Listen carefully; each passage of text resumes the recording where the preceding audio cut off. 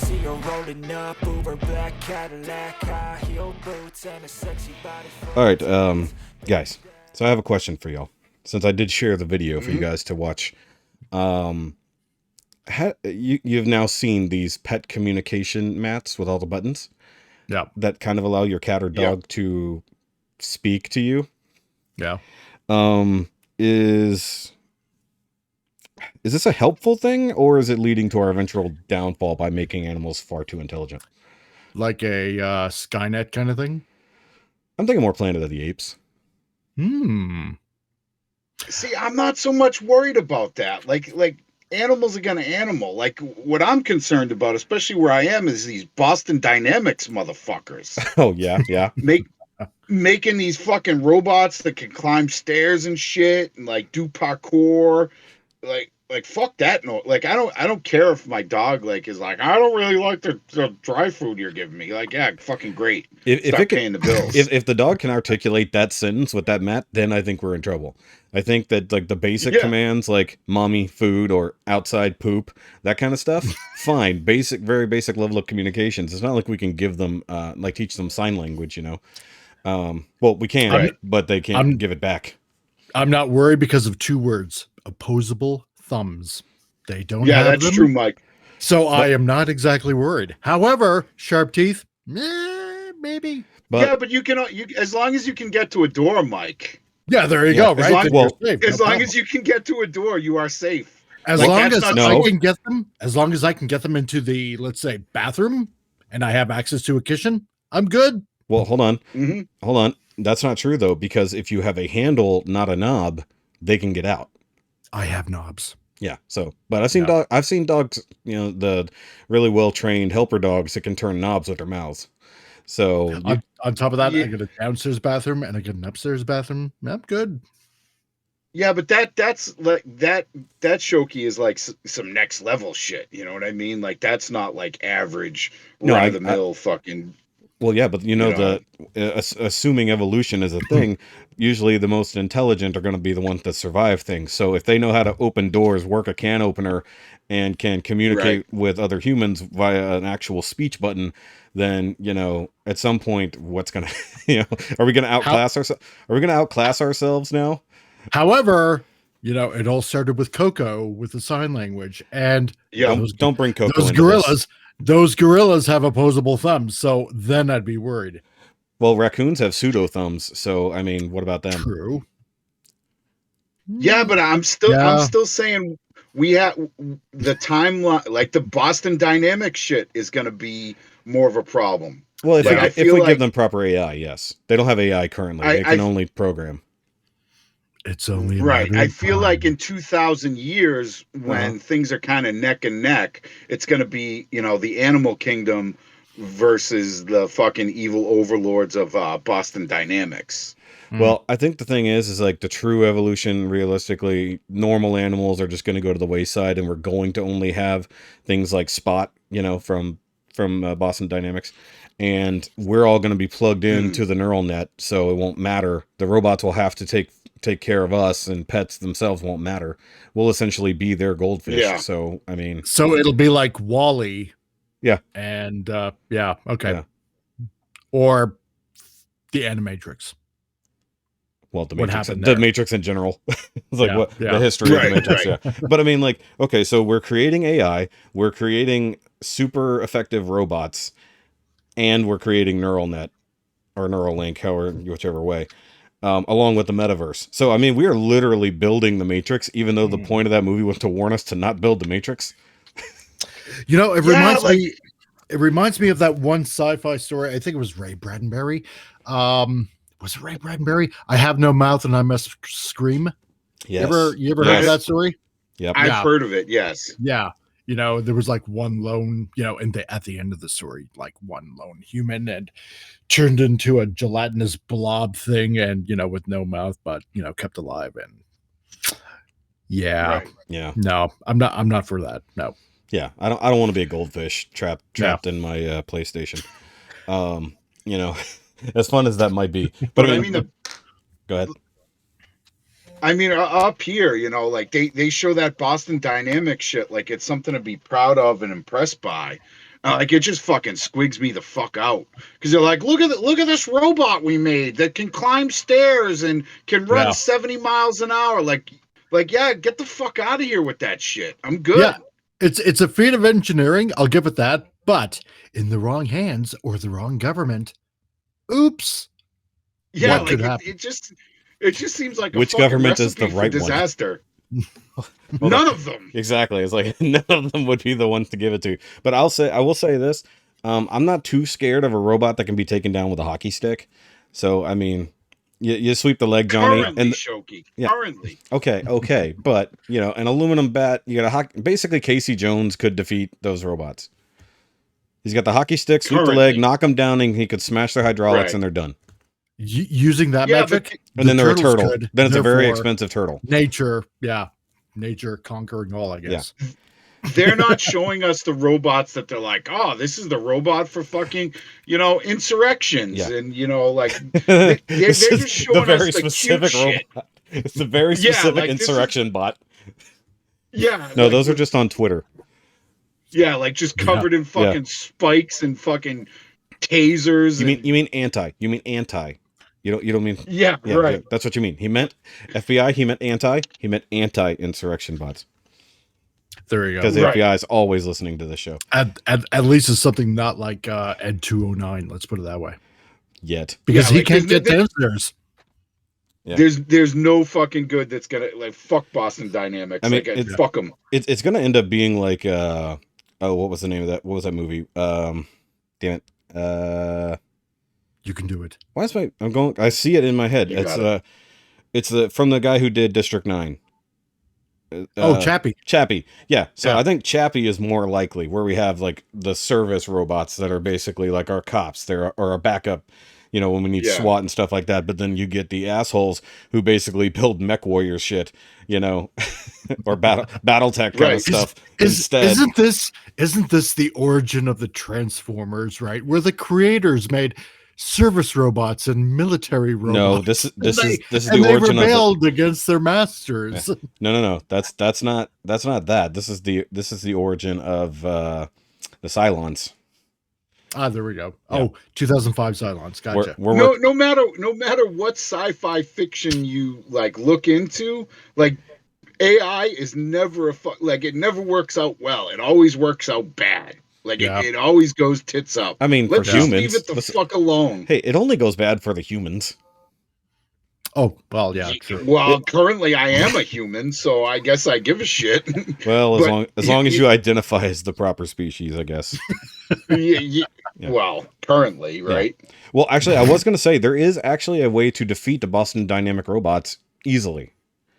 All you got to do is hold up the right QR code in front of them, and they won't attack you. There you go. So if you hold up the QR code that says back away, because that's how they know where to go. They see the QR codes, or give them a logic problem that they can't possibly solve. It's not the Borg. I don't think it works that way. Yeah, you never know. It's a machine. It could work that way. But I mean, for the most part, that's how they other than setting a full program, they set up the directions for different things on scannable sheets. And it says go this way, go left, open, turn knob, back up, whatever. Or when they give it to a box, it says this is the top, these are the sides. So even if you drop it sideways, it'll know to rotate it one way or rotate it a different way. So just hold up this is a blank wall, there's nothing to see here, barcode, and it'll just be invisible. You can literally just just keep dodging. 4 of those and have them go in an infinite circle. No, you just have 5. No, you have 5 around you. One on top of your head and one on each side. So regardless what side it sees you from, it knows you're not even there. Yeah, there you go. We defeated Boston Dynamics robots, and Matt doesn't have to worry about anything. That being said, the panel for the animal, for the dog, very insightful. Yeah. So on top of that, guys, I will link to the video in the description down below. So you see what we're talking about. If you've never seen the pet communication boards. And they're really programmable, and you can add to it, so you can add full phrases and stuff like that. I just shared a short video that this one lady had trained her dog, but there's a lot of them. I mean, and you get something like a border collie, you get some of them really highly intelligent dogs, and they can form full sentences. Australian cattle dog, that too. German Shepherd, stuff like that. Where they really have a depth of knowledge, and with the grooming, so to speak, from humanity. You know, they're far more connected to the way we do things, so they can understand and communicate a bit more. And it's very interesting. I like the idea, but in some ways it's like if you encountered it and you had zero clue and a dog basically talked at you out of nowhere, it would be a little weird. It'd be like that first episode of Samurai Jack. I was thinking the movie Up, where the dogs all had communicators on their collars. Or that, I can smell you. Squirrel! That's yeah. Oh my god, somebody have to have a squirrel button, right? Yeah. Like, in reality, there has to be a squirrel button, and the dog literally hits it and stares. Right. Right. That has to exist. All right. So, guys, welcome back to the Now You Made It Awkward podcast, episode 14. And yay. Wow. Somebody let us have 14 of these things. If you count, if you don't count all the separate bonuses and stuff like that. So it looks like we have significantly more episodes. Because if you count the fucking bonuses, 24. Like you guys are you got to be close to 30. I think we're at 22 or 23 official, and then like one unofficial. The fact that we have not been banned is shut up. Don't give them the idea now, Mike. Don't give them the idea. Divine intervention. Yes. And you guys are fine. Well, except for the currently non-aired episode. Though it's literally titled. Everybody's got one of those. Yeah. But I actually titled it "This One Might Get Us Canceled." That's the title of that episode. So either way, I am SHOKY, your host here. You can follow me at all the SHOKY reviews and SHOKY related things down below in the description. And of course, if you want to check out the merch store, you can do that. That's basically a merch store for all my channels and also includes the stuff here for the podcast. And if you would like to support, by all means, buy some stuff. Some people did. I actually checked in last week and there was like a few more items people had bought. So I was like, yay, an extra $10. Woo! Yay, that'll help pay for it. Pretty soon I'll be able to buy a kidney. Pretty soon I'll be able to pay for next month's Podbean bill. Yay! That's what it comes down to. At this point, I want it to be self-sufficient, so it's basically recycling the money from merch into just paying for itself. That's ultimately what I want. Yeah. There we go. And over here, we have Mike, the Comic Relief Crusader. Hello. And you can follow him at all the Comic Relief Crusader-y things in the description down below, whether that's on the YouTubes or the Facebook group. And of course, you want to help support him, you can buy some of his stuff over at Freelance Graphics with a K. You decide where the K goes, which technically is at the end. Hey, hold on. Don't tell them it goes at the end. Let them guess. Some people, you have to spell it out. What if they wanted to put it at the front? Then they're wrong. It's freelance. It's phonetics. Yeah. So, well, some people weren't hooked on that. True. And then over here is an unfamiliar voice to you guys, but if you are from the ROC, you should recognize the voice. We do have a guest today covering for Rikki, who was out for a baseball game, who may or may not pop in later by surprise. Who knows? But we have Matt H. What's up, guys? What's fucking Ricky's catchphrase? Fuck knuckle? Uber fuck or some real Florida like that. Chuckle you fuck. won't be hearing that today. Chuckle fucks. You won't be hearing that today. Yeah. What's it, 1990? Yeah, apparently. In Ricky's world, it is. Spawn is still #1. So is Disturbed. Oh my god. Hey, Disturbed is still doing pretty good. Let's be honest here. No, they're not. Yes, they are. Don't lie to yourself, Shoki. I still like them. Ugh. I love their covers. Some people like fucking olive spread, I guess. At least I let go of Limp Bizkit. Give me credit. Give me credit. The first step. There was some talent.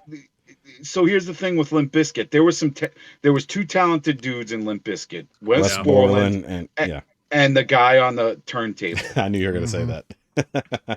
Both talented dudes, like, were successful in their own right. Yeah. It's just fucking Fred Durst was like, he was everywhere, and they made him head of a fucking record studio, and it's like, what the fuck is this? What is happening? Yeah. But whatever. Hey, are we really going to judge the early 2000s? I mean, come on. Sure. We all lived through it. Oh, I have more. I just realized I have more stuff on my shelf falling over. I just looked up that, so. Ye old shelf dive. Actually, last night we did have a shelf dive. I say we, meaning everybody in my room here. We heard something like yesterday afternoon. We're just chilling after lunch, and we just hear something what the fuck was that? And like 20 minutes later, I got up. It's like, I have a feeling. And I walked in here, and sure enough, Tommy and April O'Neil have taken a nosedive off the shelf. Actually, I don't know where Tommy ended up. I know where April ended up. So Tommy's down there somewhere. I just couldn't find him. That's from the Ninja Turtles crossover. Boy. That sounded so suggestive. It didn't. Well, you know, Tommy likes his Pink Rangers. Yeah. So it is what it is.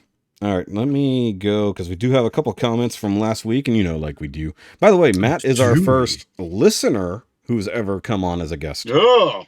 So yeah, no, you guys are doing a really good job. You know, like I spend a lot of time in the course of my day. I work in the green industry, so I look at people's lawns and trees and shrubs and shit. And I'm all over Massachusetts, so I drive. On average, in a day, I drive 100+ miles pretty easily. So a lot of times when I'm going to spot, you know, I listen to different podcasts, book an audio book. But you guys are coming into your own. You guys are definitely coming into. I don't fucking agree with everything you say. You know, sometimes I'm like, you guys are smoking fucking crack. But you know, who told you? Always, no, we're not. No, we're not. It was just a hunch. Okay. But you guys, fucking Yankee, really coming into your own. Yeah, that's fucking me. That's right. Fucking Yankee. So here we go. Right. Mike, we almost have someone as north as you. So he's still almost. I think he's actually still he's still south of you. So you're still the wildling, Mike. All right. I'm okay with that. Yep. All right. So that's let's all right, see. Mike. That's a good place to be in. Yeah, you know, I'm like beyond the ice wall, right? And in Game of Thrones. Yep. There you go. Yeah, pretty much. Yep. Yeah. All right, so let me go ahead and read these comments right quick from the 2 episodes we did put up last week. So episode 13, What You Talking About, Higgins? Christine C., one of our normal commenters. Well, that was fun. I went into this in a great mood because I just finished Scooby Natural. This has nothing to do with your discussion. But I was laughing at you guys a few times, and I wanted to throw water balloons at you at one point for arguing about stuff that hasn't happened yet. I assume that was during our Obi Wan discussion. Could be. Then, again, overall, it's pretty good. And then she adds, only buy real ice cream, which is a dig at Sean's fat ass. So, oh, by the way, I want to give a shout out to Rikki for completely falling for Sean's prank last week in our own chat. I'll leave it at that. I won't go into the whole story because that was so good. It went far enough that Rikki was trying to force me to remove his insults to Sean.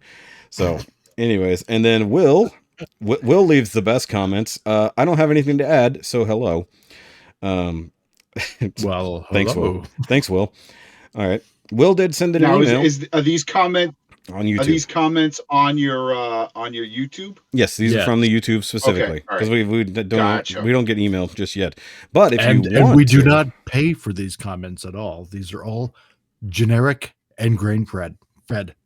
Grain bread off the cuff. These are legit. Yeah. Hey, we have a new commenter I've not heard from before, so this is interesting. So this is on the bonus episode, school shootings. Where do we go from here? Jan Goza. Hello, Jan. It could be Jan, but I think it's Jan. All right. I was going to Westside Middle School in Jonesboro, Arizona when a shooting happened in 1998, which was the worst school shooting till Columbine 99. Which I'd never heard of. So that was... No, neither did I. So that must have been, I don't want to say small time, because obviously any school shooting is a bad thing, but I don't think it made national news. And if it did, it definitely didn't reach us here in Texas, and that's not really far away, realistically. Well, it certainly didn't hit Canada. I don't remember this at all. But everyone knows about Columbine. Yeah. And then we also have a comment from Chevelle 4x4, who is Sean. Evil will do what evil wants, no matter the tools or laws. Don't ever give up your rights to protect yourself. True. Yeah. So that was an interesting one.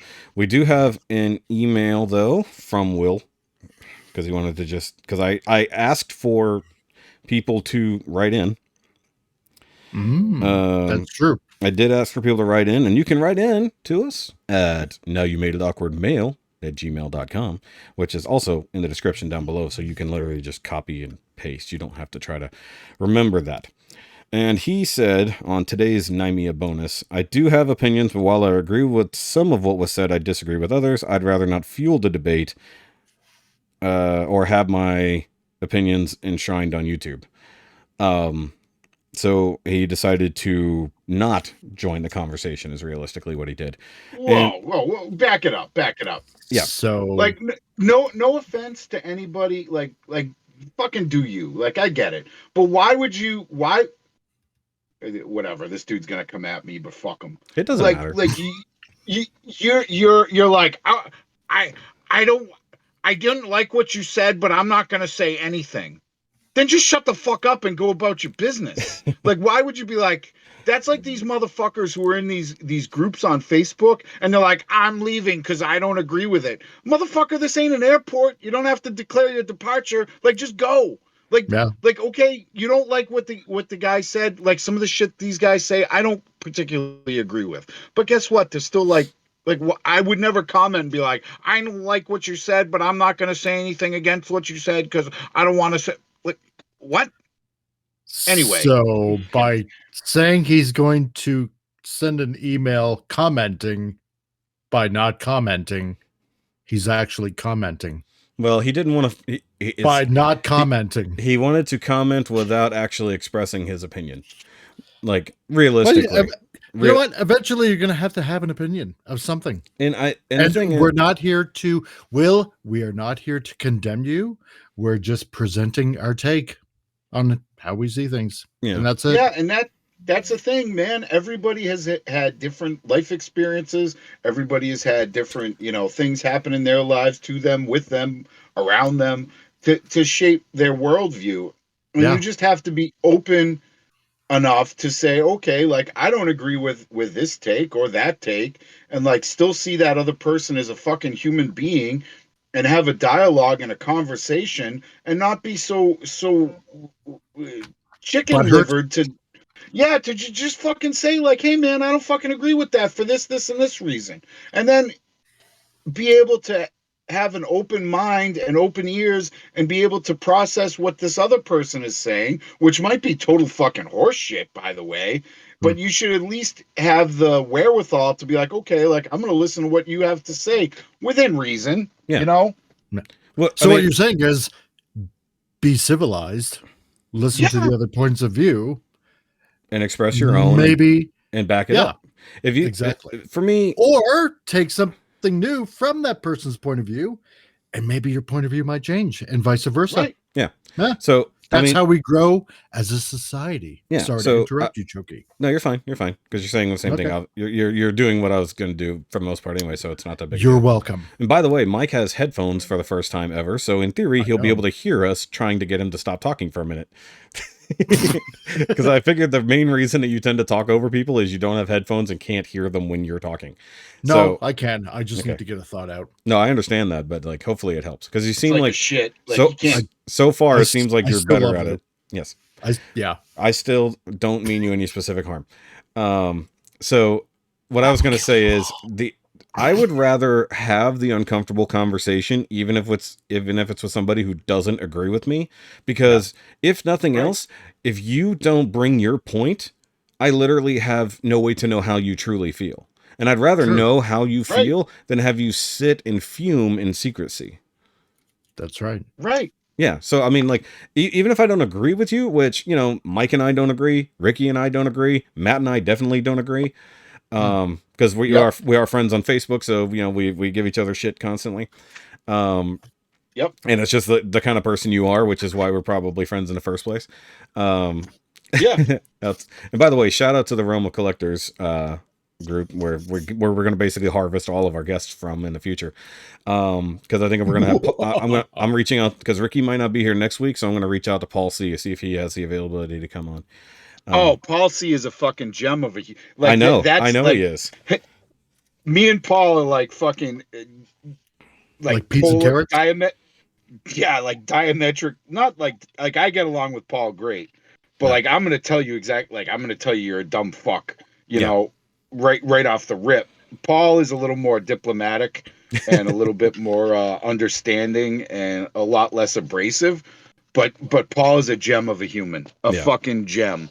And I'm not saying that like in any way that's like facetious or, anything like that. Like, the dude's a great dude. You're brutally honest. Great so dude. I believe you. I mean, yeah. So I think what I think and I say what I mean. Yeah. So I'm going to reach out to him, see if he's cool with coming on. Because like I said, Rikki probably won't be here next week either, just depending. I might not be here next week, just depending, because like originally I was supposed to be working on a major project at my parents' house, but this weekend didn't work out. There's too many family things going on. So, originally we weren't going to be able to record today at all, but then, life happens. But tomorrow I get to start on that project. Hopefully throughout the week we'll be able to take care of it. It's a major construction redo. So we'll see what happens. So yeah, fun time. But that's what happens when you have a really old place that, stuff's falling down. You occasionally have to tear everything down and rebuild. But also, let's shout out to Rikki, since he is not here. And of course, he does the work making the promos for Nerd Rage Radio. And if you're interested in that, it is, of course, linked down below. But I think potentially this week we'll have less Nerd Rage talk, because we seem to have managed to talk about something they've done in every single episode. But it is what it is. In fact, I did listen to the newest Nerd Rage yesterday, and there was some interesting stuff in that. It's always fun. Yeah. Yeah, really. So eventually, I'd like to have Bobby and or Pinkerton on as well, because I've never got to sit down and talk with Pinkerton properly, but I talked to Bobby and Joe on many occasions. So Chris is a great dude. Oh yeah, I'm pretty tight with Chris. The main reason I want to bring Chris on, because I want to have conversations he doesn't tend to get to have on Nerd Rage. I want to have car talk. It's like I want to have car talk. Yeah, I'm about that life. Yeah, yep. I know he knows his cars, so I want to talk cars with Chris, and I feel like they never get to do that, because like Joe's into cars, but in a different way, and then Bobby just sees them as wheels with the ability to get him places sometimes. So right, no, Bobby does not give a fuck about cars. No, in the least. As long he puts the key in, he puts the gas in, he steps on the pedal, and he goes where he needs to go. He needs whatever he's driving to work. That's basically it. Yeah, exactly. And have a good sound system. That's a must. Yeah, but even that, I don't think that's like, as long as he can listen to what he wants to listen to. Like, I don't feel like he needs that, $4,000, $5,000 sound system. He's just like, oh, it's true. Stock is good enough, and that like my shit sounds good when I bump it. Okay, yeah. Off we go. I guess that's probably true. So with that, I don't really have a good segue, so we'll just go into our weeks, and I'm gonna let Mike go first this week. Well, thank you. Let's see. What have I been doing the past week? Trying to get a website done for a store which is in Vancouver, so hopefully I get that done within the next 8 days. No, you will get it done in the next 8 days. You don't have a choice. Yeah, that's true. No, yeah, I have absolutely no choice whatsoever. TikTok. Yeah, pretty much. Caught the Orville season 3 first episode that came out. Yeah, you know what? I'm really liking this series. I plowed through the first 2 seasons in about a month and a half, and now the third season is out. It's really good. It's on Hulu. And I think that might be shared with Disney Plus and stuff like that, but I don't think so. It's not bad. It's not bad. Seth MacFarlane has actually done a really good show with this. It actually feels more Star Trek than current Star Trek. I just gotta say that. It does. It does. It is really good. Yeah, give it a shot. The first season is it's got that lighthearted humor, right? If you can get past the first season, great. The second season really starts to find its footing, and I really could not wait till the third season came out, and now that it's out, it's great. It's really, really great. Yeah. I would really recommend it. I do too. Let's see, and then watch Kenobi like 3 times now. It's like, oh god, we're going to talk about the latest episode of Kenobi. We're not going to do last week. We're not going to interrupt our weeks to go on hour and a half long rant about a show. We're going to get through our weeks, then talk about the shows. Let's see what else. I feel like there was The Boys a movie that I watched. No, well, actually, I watched a little bit of a show that my wife kind of binge watched the first season to, called Ratcheted. It's supposed to be like, Nurse Ratched from Yeah. I forget One flew over. Yeah. Yeah. This is kind of like her quote unquote origin, I suppose you could say. Oh, interesting. And yeah, you know what? No, wouldn't really recommend the show. You had me on the hook, Mike. Like I was on the hook, and then you're like, no, it sucks. I know. Well, no, I thought, you know what? This is actually probably going to be a pretty good show, but holy crap, it's full of this friggin' man-hating, we don't need a man or anything like that. And it's just, yeah, no, not worth it. Where's it at? Or what's it? Netflix. Okay. Yeah. Well, I feel like we're in this pocket where it's like we're taking all these villains and we're trying to explain why they are the way they are. And like sometimes like we just don't fucking need that. Like with all the Disney shit. No, you're right. And like, you know, like I don't need a backstory on fucking Nurse Ratched. That's like one of my favorite movies of all time. Yeah. One Flew Over the Cuckoo's Nest. I don't need to know why she's such a fucking rotten bitch. She just is. Like I don't need to there's probably some backstory because nobody ever sets out to be the villain. Nobody. No. You know, like I don't need the fucking backstory. I like just stop. Like just create some new shit.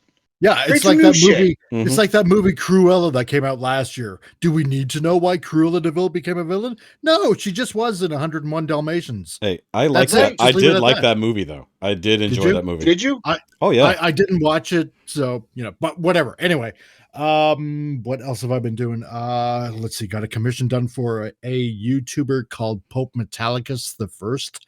So I got that done and over with. So he's quite happy about that. Oh yeah, you got to see this picture. It's good. So, it's pretty cool. It's pretty cool. Yeah, it is pretty cool. So basically, you know, rocker guy with a the old V-wing guitar and a Pope hat. Okay. Yeah, it's pretty good. It seems to fit. It's dollar store ghost is what it is.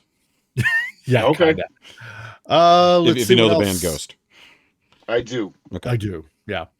And then just been talking with this one guy who formerly worked at Marvel and DC. So he's kind of helping me ish, trying to sort out some things with with drawing and art to get my comic off the ground. Hopefully, to bring my level up so I can start publishing my own stuff by next year around this time. Nice. Yeah. So he actually paid me a really good compliment. He's like, you know what? From the art that I've seen you do back in the 90s, because I kind of put it off for, a couple of decades, basically. And some of the stuff that I'm producing now, he said, you know what? Let's put it this way. You're like 74 Byron that all of a sudden evolved to 78 Byron, John Byron. Nice. And if you know if you know comics, then you kind of know where I'm coming from with that. So, and it's like quite the compliment, really. It's like, holy crap. Okay, cool. So he's going, you know what? Spend a lot of time doing life drawing. And then by the time you really want to start launching your first book, like independently, you'll be ready. So, and you'll hopefully be up there in the real upper echelons of comic book artists, right? Like Neil Adams or George Perez or a lot of the other ones, John Byron and Walt Simonson and stuff like that, right? It's like, well, crap. I mean, if you're saying this kind of stuff already, it's like, I'm going to study my ass off. So, and last night I put out a YouTube video kind of explaining that this is what we did. My brother and I and a bunch of friends back in the 90s. Here's the radio interview that we did. This is what I'm planning. So, yeah, pretty cool stuff. That's really cool. And you can find that video where?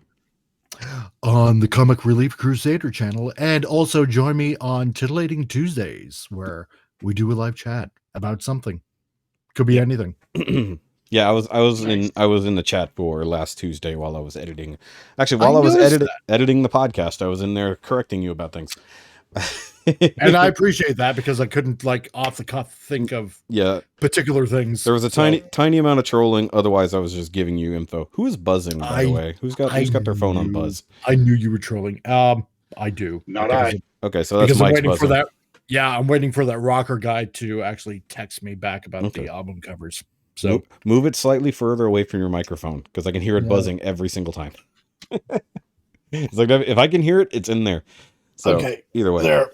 Hopefully that'll do. Yeah, put it where you can see it, but not where we can hear it. Either way, just be kind, silence the fuck out of it. Pretend this is a movie you're a part of, and you should turn your phone off. Unless you have a tripod and you have it set up in the back so you can record. So, anything else? No, not really. Okay. Not that I can think of. Oh, you did watch The Boys. Did you finish the Boys? I did. Okay. All three, and not bad. We'll be discussing that here in a bit. So, like I said, we're gonna for the larger release things that we've seen that we discussed, we're gonna hold on to the discussion till after, because I got up at 6:30 this morning to just power through 3 episodes, dude, and they were long, weren't they? Yeah, they were. All right, so Matt, you're the guest. I'll let you go next.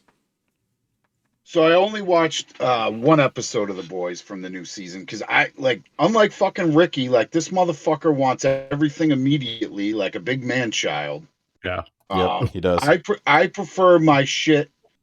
Like I find when I binge watch something, I don't get the full effect out of it. You know what I mean? Mm-hmm. Like for us personally, like the Star Wars shit is, we sit down every Friday after work. You know, we all come home and we have dinner. You know, we like a lot of times we'll order a pizza or whatever, and we sit down and we watch the new Star Wars on Friday night as a family. You know, so I prefer television that way. I don't like this fucking drop all at once. We watched the first episode of Stranger Things. Okay. What else? Obi Wan we watched, and Sal and I just finished up the HBO special We Own the City. Okay. I have not started watching that yet, but since Bobby's been talking it up, I do want to watch it. That's right, and I forgot I finished up Stranger Things as well. Yeah. It's fucking good. It's good. If you like The Wire, there's a lot of people from The Wire that are on this show, but this is actually like real, you know, based on a real story and a real, you know, unit of cops in Baltimore. Like, and the corruption Baltimore is fucking wild as shit. Like it's fucking wild. That's what we've heard. But I would definitely strongly recommend that. Like, especially if you're a fan of The Wire, you'll really like this.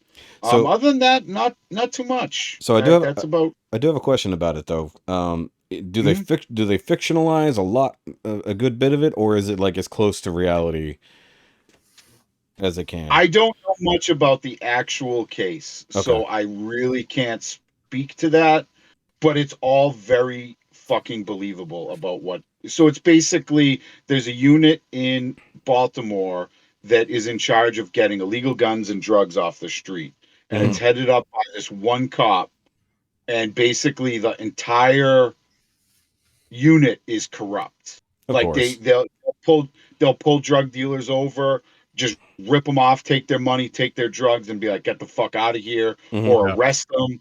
Or they'll go into a house and they'll claim, oh, we found $10,000 and they really found 100,000. Yeah, right. You know, it's a shit you would see on a TV show, but it was real. Right, but it was real. Yeah, and there were all these people involved, and it was like systemic within the Baltimore Police Department. You know, at one point they're like, they're trying to find a jury, and they're trying to, find the jury pool, and they're like, nobody. Every time they ask the question, are you willing to believe what a police officer has to say?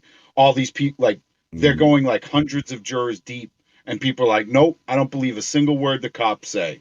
Wow. Yeah. Like, just people in a jury pool. Yeah. This was a real event. This is all real. This really happened. Yeah. Oh, wow. What was it, back in the 90s? Yeah. And a cop died. But it was like this whole unit was so corrupt. Damn. I mean, I'm not a fan I'm not an anti-cop person, but I'm not a cop person either. I think a lot of things in that system need to change. Yeah. Systemically. But like you watch that and you're like, how can you trust these people that are supposed to be here to protect and serve you when they're ripping you off? There's one story in the show of this dude's just he's an HVAC guy, not rich, not like a super super, you know, wealthy person, not really a drug dealer.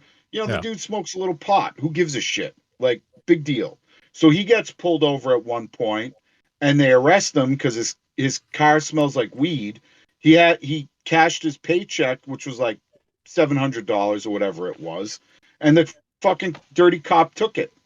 Now the guy gets out and he's talking to this person, you know, who's in charge of, you know, the police department and like reform and stuff. And he's like, look, I'm about ready to lose my place where I live.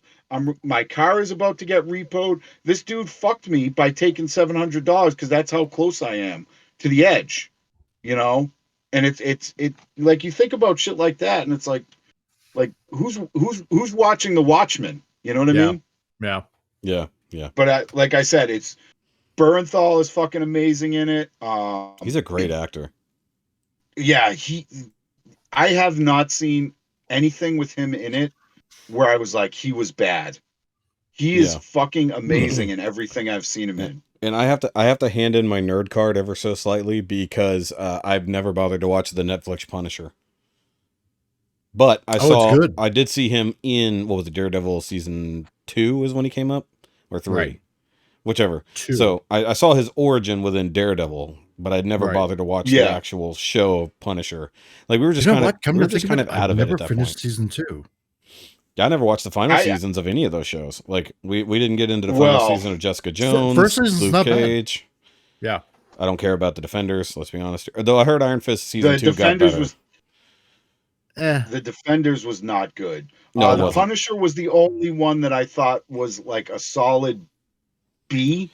Yeah. From start to finish. Yeah. The problem with a lot of those shows is they were so fucking long. The seasons were so long. Yeah. Because Netflix wanted, 12 episodes per season. Mm-hmm. There's like a lot of fucking filler in there. Yeah. Like that first season of Luke Cage is fucking amazing. Yeah. But up it until goes the on halfway forever. point. Yeah. Yeah, up until the halfway point. And then it just fucking trails off.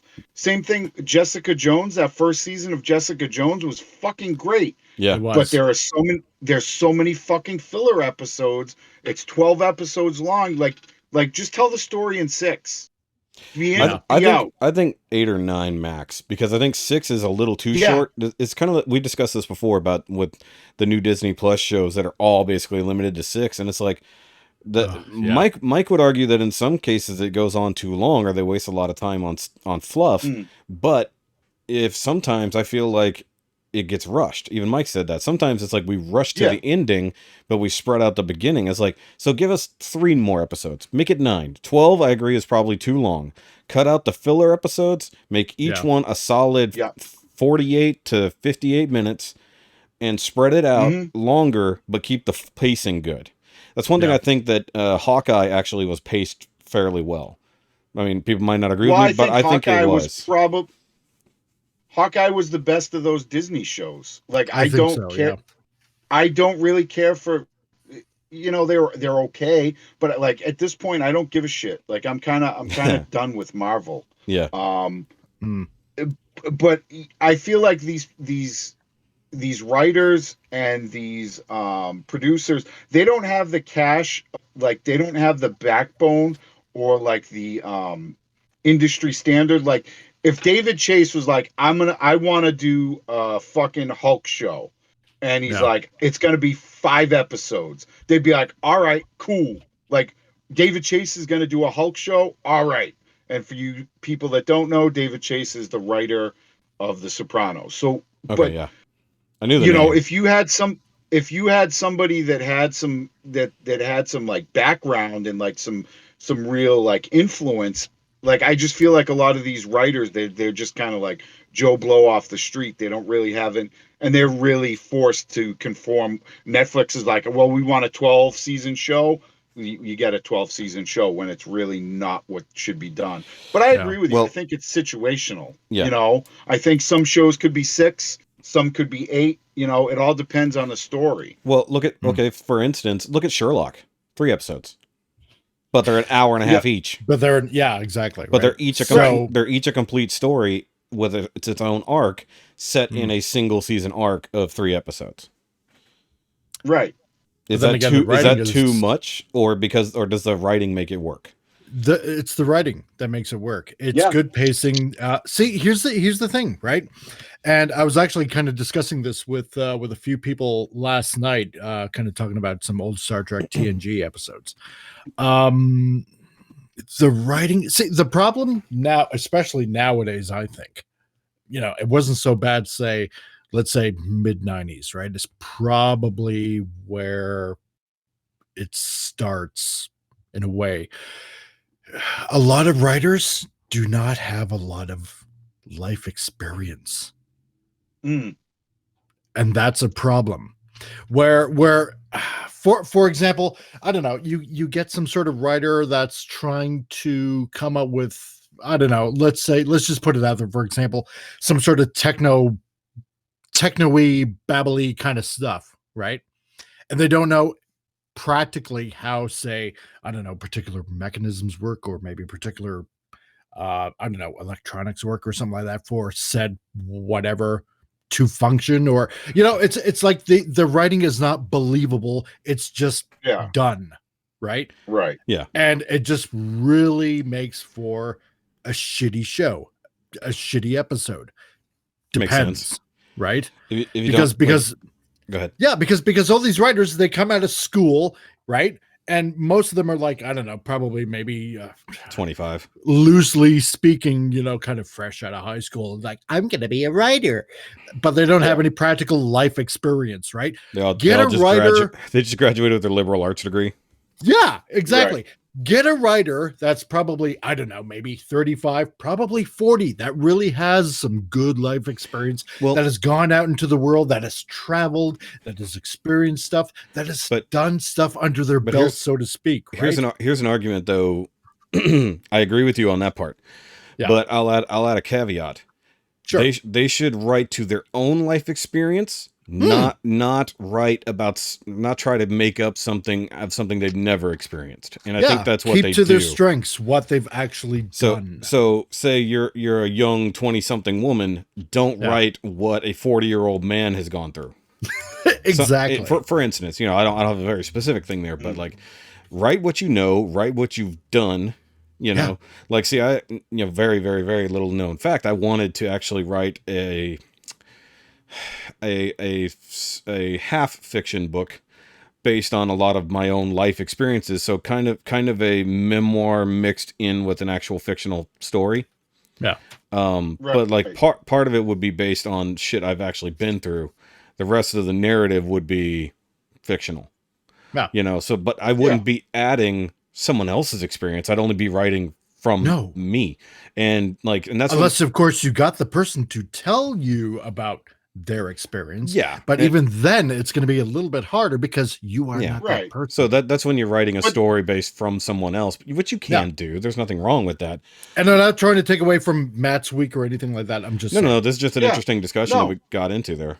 But I mean, so as a side to that though, then you have to be willing to hire people that aren't like you. Yes. You know what I mean? Yes, exactly. Like you have to be willing to be like, okay, like I really can't, tell a story that's going to, maybe apply to like a female demographic, or, a person of color, or, a person who's, gay or whatever. Like you need to also hire those people. So you need the people, the demographic that you're writing of needs to be a part of the creative process in one way, shape, or form. Right. You don't write about them based on outside experience of it unless that's what you're writing. No. Right. It's like me trying to write a story about a guy in, I don't know, Zimbabwe, about his life experience going through something, right? Yeah. It's not, it's going to be crap. Yeah. So okay, look at it this way. Like Melville wrote Moby Dick from the point of view of Ishmael, not Ahab. That's right. Yeah, so it's Ishmael telling the story. Exactly. So he's not telling it. He's not writing it from that. He's writing from that guy's experience watching the thing, you know. But if you rewrote it nowadays, it would be from the point of Ahab, but in a different way. It's like I never experienced that, but I definitely could have wrote along on a whaling trip and wrote as the point of view of a person who went on a whaling trip. Yep. something like that, you know, so you can write what you saw, but you know what you can't write from the experience of the other person. That's right. Unless they give you their memoirs. Go on a whaling ship and talk about a great white whale. Yeah. Be actually a whaler. So way back in the mid 1800s. So like, then you be know what I'm talking about. Exactly. Except nobody. So she dog life. Except that's nobody. Fucking terrible, Mike. Nobody talks with that accent, Mike. Nobody talks with that accent, Mike. Go to Newfoundland. You'll find some old guys that do. I'm not going to go find any Newfies. Fuck that. Anyways, yeah. I do have a question for you though, Matt. Since you brought it up, what superhero would you have Chase write a show for?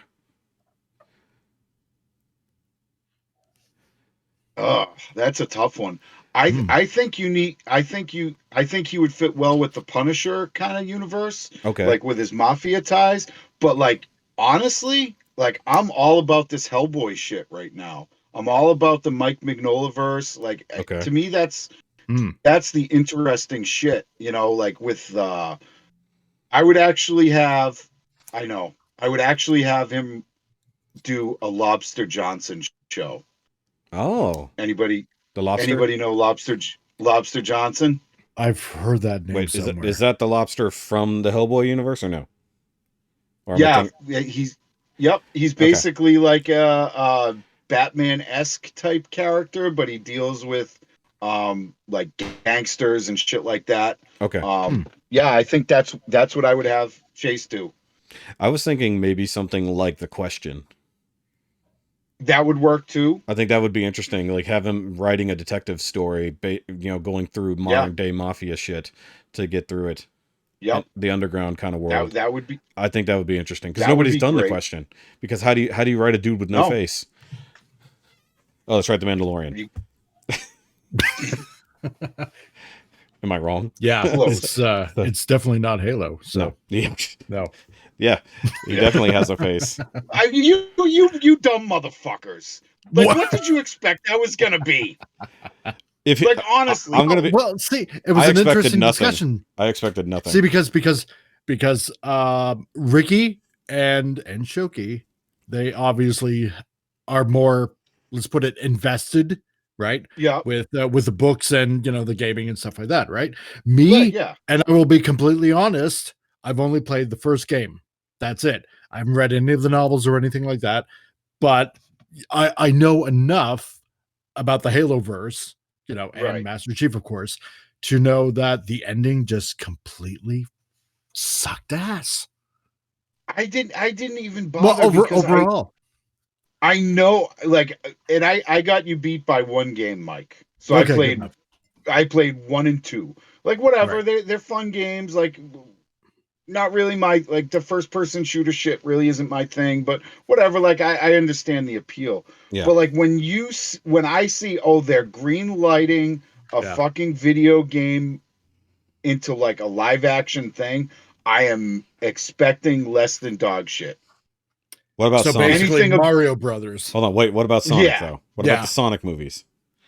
I didn't even see it. I don't care. They're actually good. I don't care.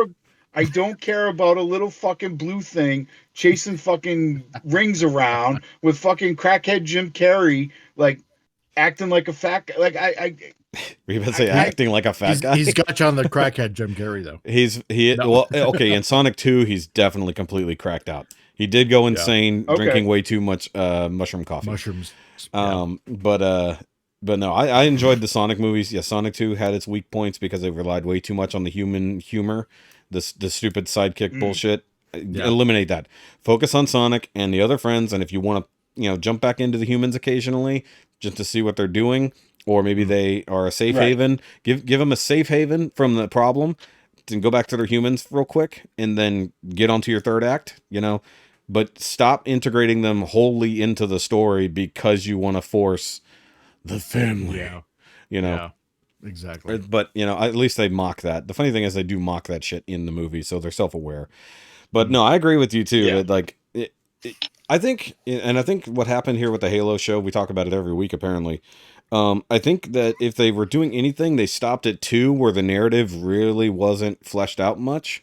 Like there's a good bit of narrative in there about the flood and stuff, but we're not even playing with the flood yet. We're not even there. So because we haven't even made it to the pacing Halo. wasn't bad. Yeah, the pacing wasn't bad. But the writing was not bad. But I mean, if you're adapting, it was really bad, Mike. Okay, well, it was bad enough. We saw Master Chief's ass. That's entirely unnecessary. I don't need a love story between Master Chief and another Spartan. I need a love story between Master Chief and his holographic girlfriend. I need a love story with Master Chief and his gun. Yeah. Well, I'm nervous now too because they're coming out with a Twisted Metal show, and I fucking love Twisted Metal. Oh, and the card game. You know, that was like a PlayStation 1. That was like they opened it with, and it was their Mario Kart. It was their Mario Kart on acid. Yeah, basically, and the shit gets real fucking dark. Dude, it does. They cast Samoa Joe as Sweet Tooth. I was gonna say I mean, ultimately, isn't that show, I guess a show, but the storyline about that essentially just mostly follows Sweet Tooth, as far as I recall. Like, it's like the other characters are all kind of sidelined, but I mean, they almost add a Mortal Kombat narrative to just these people fighting in cars, right? Is really almost what it comes down to. Yes, kind of, yeah. Yeah. So I mean, it is what it is. But we'll get back to TV shows after this, though. Have you gotten anything in recently, collectible wise? I'm kind of not real like. I just got all the Super 7 Turtles in. Nice. Which I actually think they're pretty good. Like, I'm kind of like, I'm not in really the G.I. Joe stuff I'm collecting, the Gargoyle stuff I'm collecting. I'm not really getting a whole lot. Like, I'm kind of in a dry spot, and I'm good with it right now. It is actually kind of dry right now. It needs a little lube. And I'm fine with. You know what? I'm fine with it. You know, like I get like I only do BBTS pretty much. I don't have the time or the patience to go fucking store hunting. Like, I fucking hate that shit. So I pre-order everything. Literally, it's all pre-order. And then if that random piece, like, I just put some feelers out. Hey, look, I'm looking for this. If anybody sees it, grab it for me. I'll hook you up. But yeah, I'm pretty dry. Like, it's kind of dry right now, and that, like, I'm good with it. I'm good with it. What's the thing that's coming out soon that you're most excited about then? I like the Gargoyle shit, the NECA Gargoyle stuff. I like, because I feel like that was a series that kind of got it just stopped. Like, yeah, nobody really paid any attention to it, and it was great. It was It wasn't as good as Batman the Animated Series, but it was damn close. It was close, and it was the same time period too. As far as it was nearly as art dark and storytelling, yeah. It's just good. Nice.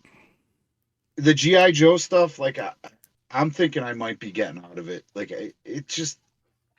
I'm not super happy with it. Like, the shit looks kind of stupid, some of it, and I don't know. Like, it's not the same. Yeah, it's not. Yeah, I might just go to a cherry pick. Like, I'm looking at, like, the Mezco Firefly and which is way better than Hasbro one was.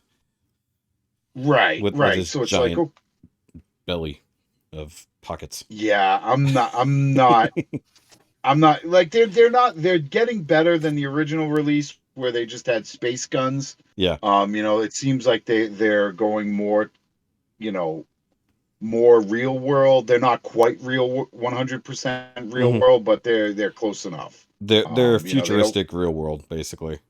Yes. But not full on Nerf gun. Right, which is really weird. It gets into this. I'm wondering if they're gonna pull back on that with all the shit that's happened recently. No, I wouldn't be surprised if they. You don't think? No, because I think that's an overreaction in the same way that they blame video game violence for, like, they blame the Matrix for Columbine. They blame it on GTA, that kind of stuff, and I get that, but I mean, I don't think that it's a reason to pull that kind of stuff. There's no reason to go the route of DC, you know. No, I totally agree that they absolutely shouldn't. You think they will though? Well. The problem, I think there's a good possibility. I don't think they could pull it fast enough. I mean, that's a cat that's already well out of the bag, though. I mean, you've already got dozens of figures that are out there that already have guns, so you're going to release you're going to release the next dozen without them. I mean, that seems I think reactionary. I think they could go back. I think they could go back to the space guns.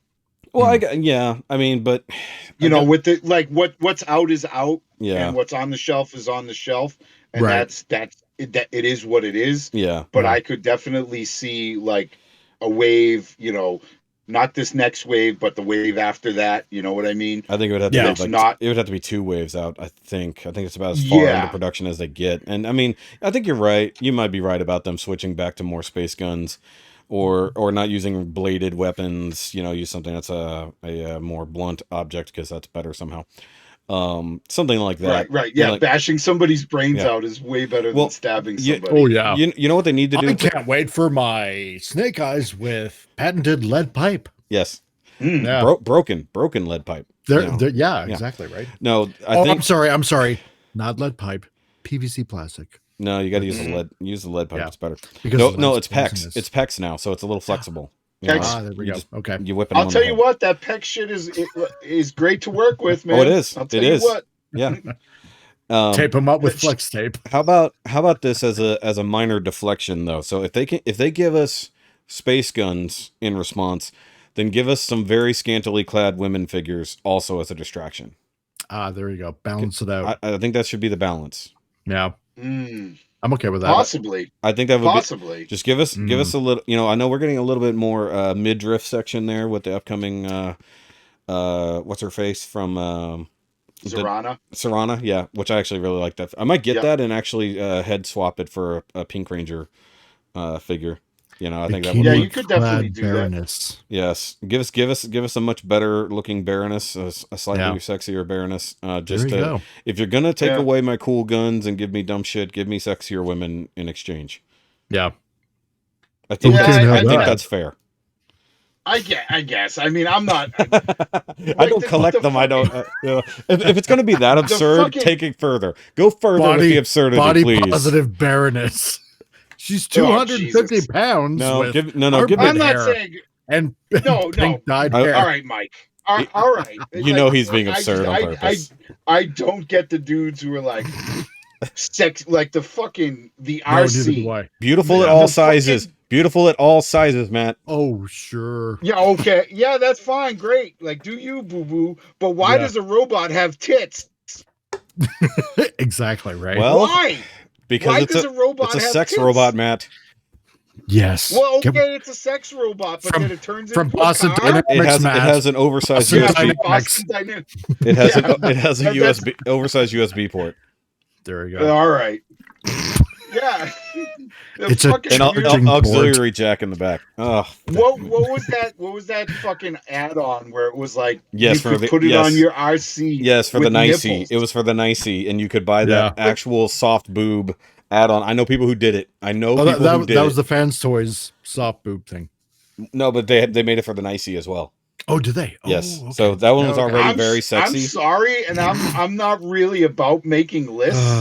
But if you bought that, you should be on some sort of watchdog list. Well, like you probably aren't okay. I think there's other people who are more. Hold on, there's more people who are deserving to be on watchdog lists, and those people are the ones who. Never mind, I'm not going to single out everybody. But slightly sexy robots, I'm okay with to a degree. It just depends on what. To a degree. Sarayama. So like I have actually from the same company from the ones who put out Nicey, they put out a combiner set of small female robots that combined into a larger one. And like you actually do get a larger set of boobs to go on the combined form. Of course. Well, I mean, because it scales up because now it's bigger, so you put a larger set of boobs on. Well, okay, there we go. If we're gonna go, but prior to that, it's technically a tank that has boobs because it's like the middle of the tank former. So that's what's really kind of funny about it is the rest of them do turn into female robots, but the other one is actually a tank that turns into a T-Rex. Is it a German tank, like a Brunhilde kind of? No, it's Japanese, Mike. It's Japanese. Hey, that's why there's some boobs. Of anime is European inspired. That's why there's boobs on a tank, Mike. It's Japanese. Jesus. That's the episode title, I think. Boobs on a tank. Boobs on a tank. Boobs on a tank. We found it. That's the title. Okay. So, if you're done, Matt, I will go. Yeah, that was some good. That's pretty much me. That was a good one, though.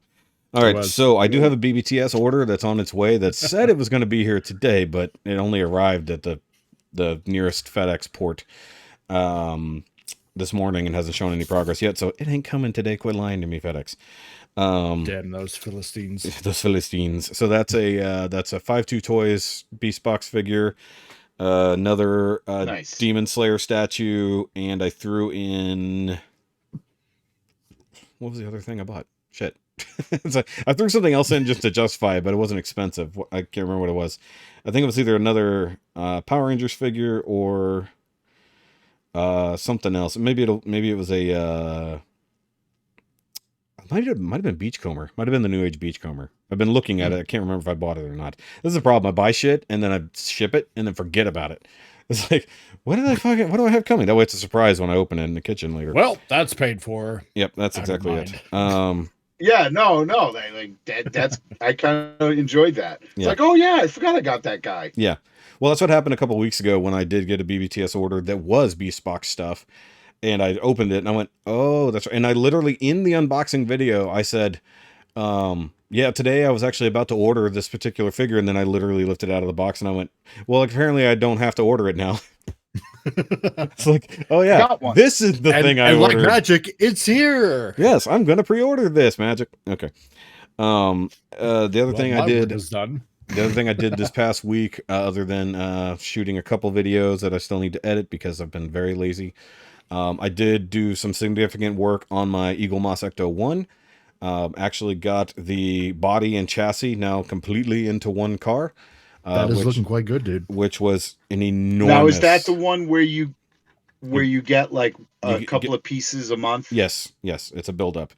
So yeah, that thing's cool. It's nearing completion. So the only thing left is the roof rack. So that's it. But the funny thing is, next week is not the roof rack parts. It's actually the gurney that holds the proton packs that go inside. So that's funny. So yeah, actually last night was the first time I fired up all the lights and stuff on it to double check and make sure everything worked after I assembled it. No. And I've only got the interior lights. So either something's pinched or the door switches aren't working proper. So that the interior lights are supposed to come on when you open any of the doors. And they worked at first, and then now it's come or go. You know, it doesn't know when it wants to. All the other lights, the flashing lights, the basic ones at least work. But I have one that's dim, so I think the connection is slightly broken. Because you have to bend, to put it into its actual housing, you have to bend it at 90 degrees. So, you got to be real careful. So, it's actually dim. It still flashes, but it's very dim compared to the rest. But in my mind... something could have gotten pinched. Yeah, it could be. But it's on the roof, so it's like one of the roof lights. So, in theory, maybe it's just ever so slightly kinked, when it's damaged. But all the other lights work. The sound effects work, at least the ones so far, because it does have the siren. But it's also supposed to play the theme song, if I recall correctly, but it doesn't do that yet. So that might be a functionality that's in the roof rack, because I don't have the rest of that, just got the wiring and stuff sitting there. So there's a couple of Arduino chips that are rigged to a whole bunch of stuff that don't do anything yet. So I'm guessing there's some added connectivity that's coming later on. But it is also incredibly heavy. Really? Because the whole body is die cast. It's 1/8. Oh, wow. It's 1/8 scale, so it's huge. So the body, the chassis is mostly die cast. Most of the suspension is die cast. The engine is mostly die cast on the inside, and then the plastic on the outer parts. Then the interior is all plastic and stuff like that for obvious reasons. And then the entire body, like I said, the entire gigantic shell of that fucking thing is all die cast. So it's incredibly heavy. I still have to do a few more steps, which is like, the blue hoses that come from the side of the car and go up to the roof rack. Yeah. So I have to clean those up. They're basically like bendy straws, like they're really compact. Yeah. That kind of material. So like I have to try to get it into a clean bend that doesn't look ridiculous, because they don't just come straight out and up. Oof. There's actually almost like half loop and then it goes up. So I got to very carefully make it look right and then keep it from popping out of the hole. And then I got to put the brackets on that actually hold that onto the car. And then the cool thing is, of course, all the wiring for the roof rack ran through those. So you didn't have to have a hole in the roof to go up to the top. It all comes through the hoses that go to the roof. So, very smart. Now, do you have like a modeling background, Shoki? Yes. So like I built a fuckload of cars and stuff like that as a kid. And then of course the backbone of my main channel is Gundam building. So like I've been modeling for this is your wheelhouse. Yeah. But even beyond that, I have a mechanical background and I built a car from the ground up, and this is literally building a car from the ground up. Every single part is a legitimate GM part, but made to scale. That's fucking cool. Yeah. I mean, like the suspension is real, like other than the hydraulic itself not being an actual thing, but it does go into a cylinder that slides up and down, and then you have the individual leaf springs, you have all that kind of stuff, the trailing arms and everything move the way they're supposed to. It has the panhard bars, it's got all that shit. So I mean, like, and the steering works, things like that is pretty cool. Like the steering actually works proper, which is annoying. I would be into that if they did. Like, I like Ghostbusters, but it's not my main thing. Like if they did an A-Team van, like, that'd be pretty good. That would be very easy. Something like that. In comparison, that would be easy. 60s Batmobile. They don't. Okay, so I looked into this because I ran into a nerd at Target the other day, and he's ordered a 1/6. There's a company that's making 1/6 scale Batmobiles to go with Hot Toys stuff. And I can't remember the name of it so far, but it's got like, they usually have all the features and stuff. Now you buy it whole, you don't have to buy it as a kit, but like they have the classic Batmobiles. Actually, hold on, wait, does it say my package was delivered? It does. Oh, I'll be damned. My package was delivered. So now we take the bet on whether or not it's at my door or downstairs. For those who have been following that, my FedEx fights. Oh yeah, my fights with FedEx. So downstairs. Might take a break in a minute and go run and get that. But either way. So through the Eagle Moss, they have a bunch of different vehicles, not a huge selection, but a bunch of these build-ups, one of which is the James Bond Aston Martin DB5 with all the bells and whistles. That's nice. Cool. Yeah. They also have the DeLorean from Back to the Future, and I think you can pick which, I think there's add-ons later to change it up. Like if you want the 2 or the 3 versions. Sweet. And mind you, that comes with all the bells and whistles, everything lights up, all that kind of stuff. You would have to. It's just it's just an 18 to 24 month commitment, realistically. Yeah. And basically, what's the cost roughly? $50 to $60 a month, just depending. Okay, that's not that's pretty good. Like it's like $2,000 by the time you're done. But realistically, like it's easy to make it happen. Right. It's not like you don't have to shell out like huge money. And you know what? Like I enjoy, like I did a lot of tabletop gaming and that type of shit. So I enjoy building models and putting shit together. And like I said, if there was a vehicle that I had a real kinship to, like I would maybe do like a Knight Rider. I was about to say they might have a kit. Oof. They might. If they do, I mean, that'd be pretty easy. I mean, for the most part, it's just a Trans Am. A Trans Am with the interior with that's weird. Yeah. So I'm sure if they have that where the little speech box is, it's probably just a blinking red LED that can go in there. The only other thing would be like the flip up headlights would be the only thing that would be crazy. It's not an absurd vehicle like the Ecto-1, where there's just so much shit going on.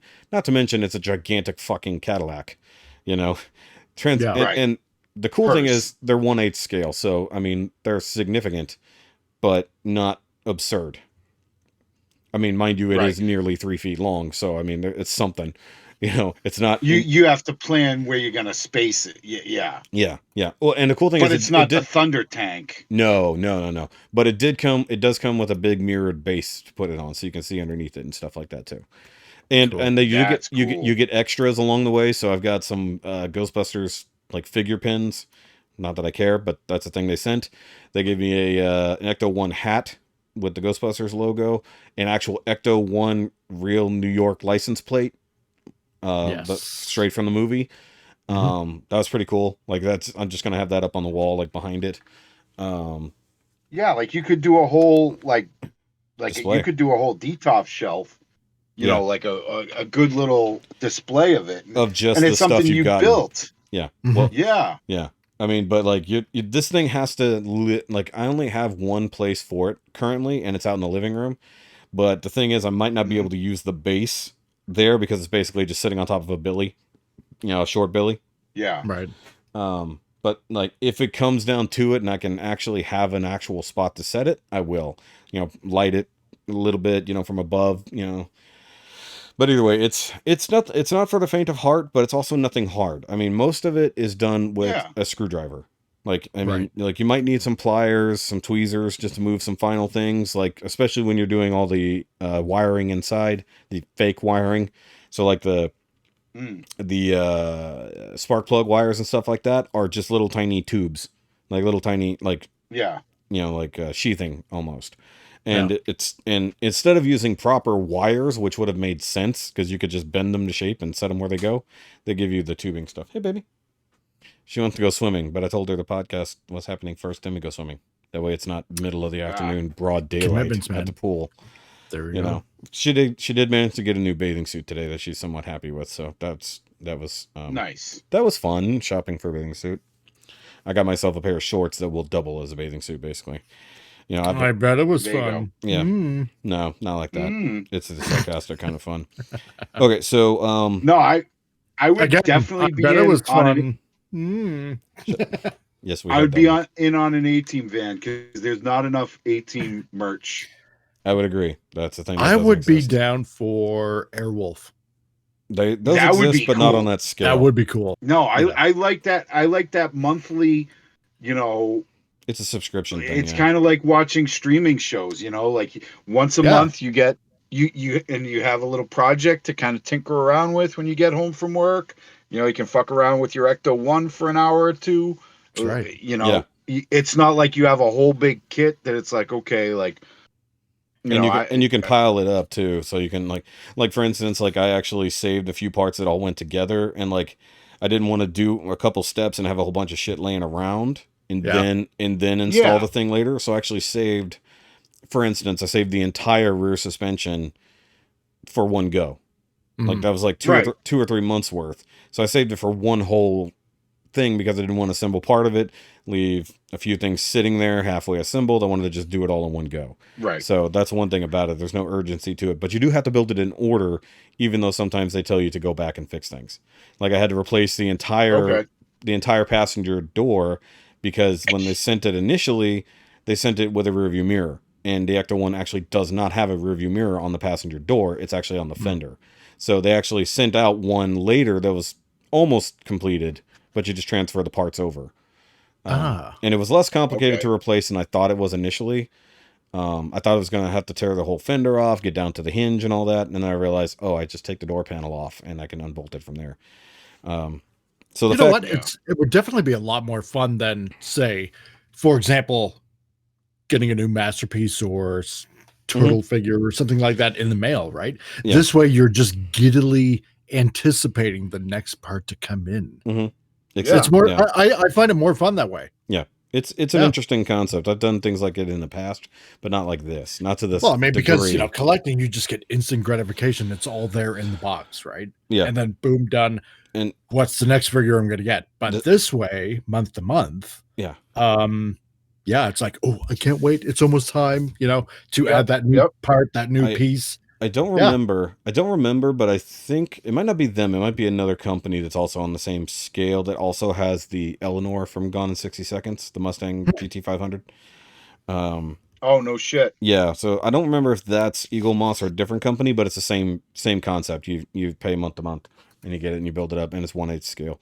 Because there's a guy I follow, World of Wayne. He's doing like all of them. He's got like, and he's got them on shelves over on the wall, so like you can see the progress of each of them, and he pulls them out to do the next step, and he does like close up, step by step instructions, and sometimes I had to watch some of his videos to figure out how to do some of it, because I was like, how the fuck does this go to here? Yeah.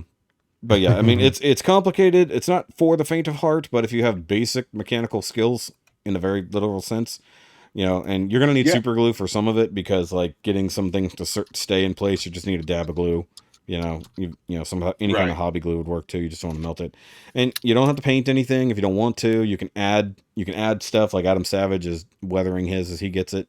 You know, he completely repainted the motor. He didn't leave it the original color that it came. He repainted all that and weathered it. I didn't do all that. I could. I just don't. I'm going to add something in the show notes for Matt, so he might like that. Okay, you can do that. I did. Other things I got. I only got two comic books this week. I picked up the kind of re-release of Moon Knight #1, like the classic old Moon Knight. That's right. I saw that. So that's pretty cool. And then I picked up, because Batman the White Knight Beyond the White Knight is a limited series, and they know people aren't getting the issues, they actually released a combined issue of the first two. So I'm like, might as well grab that too, even though I have it. I was like, fuck it, I love this series. I'm just going to get everything. As soon as I see that they have a hardcover for this one pre-ordered, I'm going to fucking pre-order, because I love this fucking series and I have the rest of them. But cool. Now, Shoky, are you still buying Lucy's? Yes, I buy Lucy's, and then I buy the hardcovers when they come out later. Yeah, I gave up the Lucy game because the place I was going shut down, you know. And to be honest, like, it's I'm at the point, like, I've been collecting comics since I was, 14, 15. I'm 45 now. So I have like all these books and all these comics, and like there's no real good way to display them. Like, you can put them up, but like I've been getting the Hellboy encyclopedia. Like, have you guys seen those, where it's like hardcover, the paper is good. Like, they're on Amazon. They're like $30 a whack. Yeah. I've seen so them. they're not cheap. They're not like super cheap, but they're not like ridiculously expensive either. But I can actually like display them. I can put them on a bookshelf and have them all in a line. And like, I'm just more into, I'm over the Lucy shit. Well, I buy the Lucy's because I don't want to wait a year to read, but I'm buying, I get it. I'm buying the collections and the hardcover books the trades, later. Well, not even the trades. I want the hardcovers, because the trades are stupid in my opinion. Yeah. It's like, because the trades. Really? Well, depending on how it's arranged, because sometimes trades aren't organized that well, whereas a hardcover will put an entire story arc together for you, and it looks nice on the shelf. Right. So that's what I'm doing for the Power Rangers comics. Agreed. So for the Power Rangers comics, I just got the whole Shattered Grid story. I'm working on the Necessary Evil set. That happened to be a 2-volume set. So I've got the first one. The next one comes out next month. So like, I never got to read that story, and trying to catch up on Lucy's isn't worth it. And to me, if I've already got the rest of these hardcovers, I'm going to go with that. I'm not going to bother picking up the trades unless, for instance, there was a particular story I wanted to read, and that was the origin of the Green Ranger. So I actually picked up those 2 trades that covered that, just to be able to read it, but I have the hardcover on order anyways, because I know that if it comes down to it later, I could just sell those trades, or I could sell the Lucy's if necessary, Yeah. But I like that idea though, because I also like having different covers and stuff like that. Same thing, like Dark Knight's Metal got me back into comics, period. So I followed Dark Knight's. Yeah, I love Dark Knight's Metal. That entire storyline. It's fine. I couldn't get into it. I couldn't, like, that was just about before my shop closed, and it wasn't for me, man. Hey, it's not for everybody. But it's not for everybody, but I liked the whole concept of the dark multiverse. Yeah. An evil Batman who's basically trying to fuck the entire universe. Now, Death Metal, the sequel part, that got way into the absurd crisis levels. So it's not as that's good. That's what I was reading. Okay. So yeah. Right. So the original Dark Knight's Metal is the stuff I really like. The Death Metal stuff I'm less on, but I still find it interesting because it finalized that story. You know, so you see what happens with the Batman Who Laughs Yeah. and where it goes from there into the Dark Knight to the whatever he eventually calls himself when he becomes this godlike thing. It's like, so this is what happens when Batman goes evil. He eventually becomes a universal being to destroy everything. So just don't let that happen. Right. So Bat God. Literally. Well, no, because there is a Bat God, but he died. That was Barbatos. So okay, so Bat God version 2. Well, he actually gets up. You know, he literally gets up to literal universal level. Like so literally, there's nothing Batman can do because Batman. Yes, exactly. Batman can literally do all of these things. I mean, it gets up to the end of Gurren Lagann level battle between. Oh, for God's sake! No, it does. It does because it's whatever he calls himself. It's not. It's either the Dark Knight. I forgot exactly, or the Blackest Night. I think it's Blackest Night. But he can't resurrect his parents. No, he zing. No. But then he's can't fighting do everything. No, so he's basically full of crisis energy. So like he turns himself into a basic like crisis energy being. That's how he's wiping out universes. So beyond the Anti-Monitor, beyond all that stuff, he's like way beyond that level. So Wonder Woman finds the core of anti-crisis energy and absorbs all of that to defeat him. So, you know, so it's polar opposite kind of. Polar opposite. And, you know, basically it's another way to completely reset the universe. And, you know, once they destroyed the source wall and shit started coming in from outside universes, that made things really crazy. That's one thing that was crazy about Dark Knight's Metal, would reset all that nonsense. So that's what got me back into comic books. And I mean, I'm only buying two runs of comics right now, and that's the Power Ranger stuff and the White Knight, Batman White Knight stuff. Right. And then I was getting the last Ronin. I was getting the last Ronin, but that's done now. I do have the hardcover of that coming already on order. Yeah, I have the hardcover of that coming, and I'm like debating on pulling the trigger on the IEW Turtle stuff. Those are all in. I thought about it. Those are all. I'm thinking about it. It's like I don't know. We'll see. Yeah, exactly. As for watching, since I did watch quite a lot this week, I finished watching the rest of James May Cook on Amazon.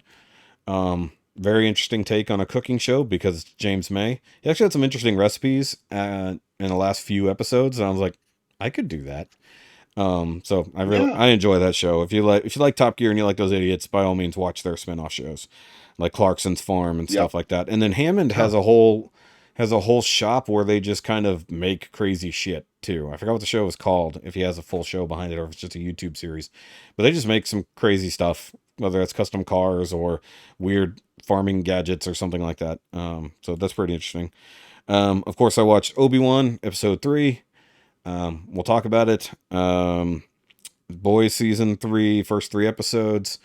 Of course, we briefly talked about Stranger Things last week, but because we got off into so many other tangents, we never actually talked about it. But since Matt's only watched the first episode, we can't really go into spoilers, but we can at least talk about it when we get that far. Right. And then, we're into season 4 of Ozark. Fuck. That's a great show, dude. That's a great show. We just watched episode 8 or 9. I forgot which one last night. We thought it was near the end because like it was building to such a head. We thought it was going to be the end of the show, and then we realized there's 5 more episodes to go. We're like, fuck, really? Yeah. Like, so they did that final season. They did that final season. They did it like 2 separate. Like they had an earlier release. Yeah. Yeah. Oh, that's right. That's right. That's right. I remember seeing that. So you're at that spot where it was the end of the mid-season finale almost. Yes, correct. Okay. That explains why that felt that way. Okay, I forgot that was a split release like what Stranger Things is doing. So like a part A, part B. Yes, yes. So that makes sense because and that last episode without spoilers had so many turns. Well, that, but it also had bait and switches. You're like, holy shit, and then you go, wait, never mind. And I'm like, wait, what? No, what the fuck? And then the actual thing happens, and you're like, then you don't believe it when it happens because you're not sure. You're like, it's like Did I just see what I thought I saw? Yeah. Well, is it going to be another bait and switch? Yeah. No, well, that's like, remember when Moon Knight, you're not sure if things were real in the first few episodes. You're like, hold on, wait, was that real or is this real? So like that was kind of what some of this episode had, because somebody was kind of being slightly delusional and having daydreams of things that were going to happen. Mm-hmm. And you're like, fuck, really? And then wait, hold on, wait, which one? And then other stuff happens. Like, okay, is this real or is this not real? And then even when it ends, you're like, I don't know if this is still real or not. Like I even said that when we finished the episode. Yeah. Or is it Memorex? Yeah, that too. So that was a great way to go to bed on that level of anxiety. We got to stop watching Ozark before bed. We have to. It's too much.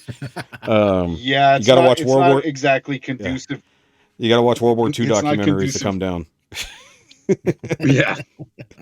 The other thing that was the most interesting thing we watched this week was the Daily Wire's new film, What is a Woman?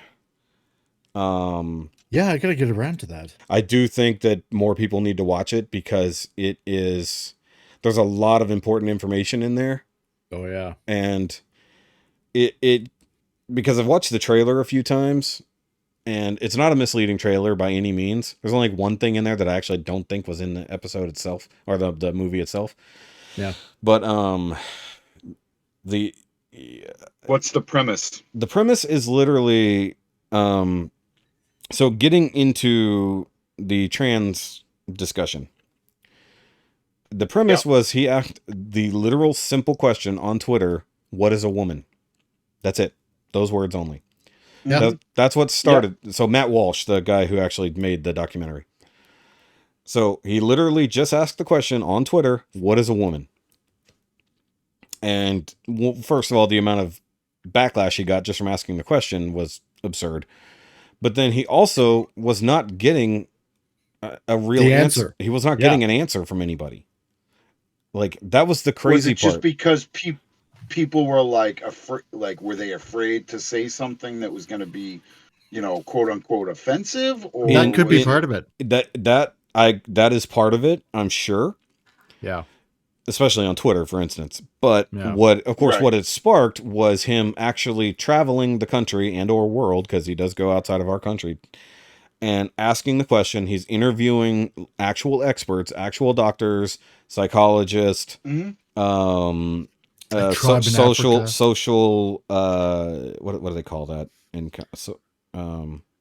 Like gender studies and social whatever professors, sociologists. No, there's the other word. The word's escaping me. It's social something. I just can't think of the word I'm looking for. But either way, so he's literally going to these people and talking to them about what they do, whether they're surgeons or pediatricians and stuff like that. But then he gets around to asking them, what is a woman? Yeah. Basically asking them to define what a woman is. And so the premise is seeing all this.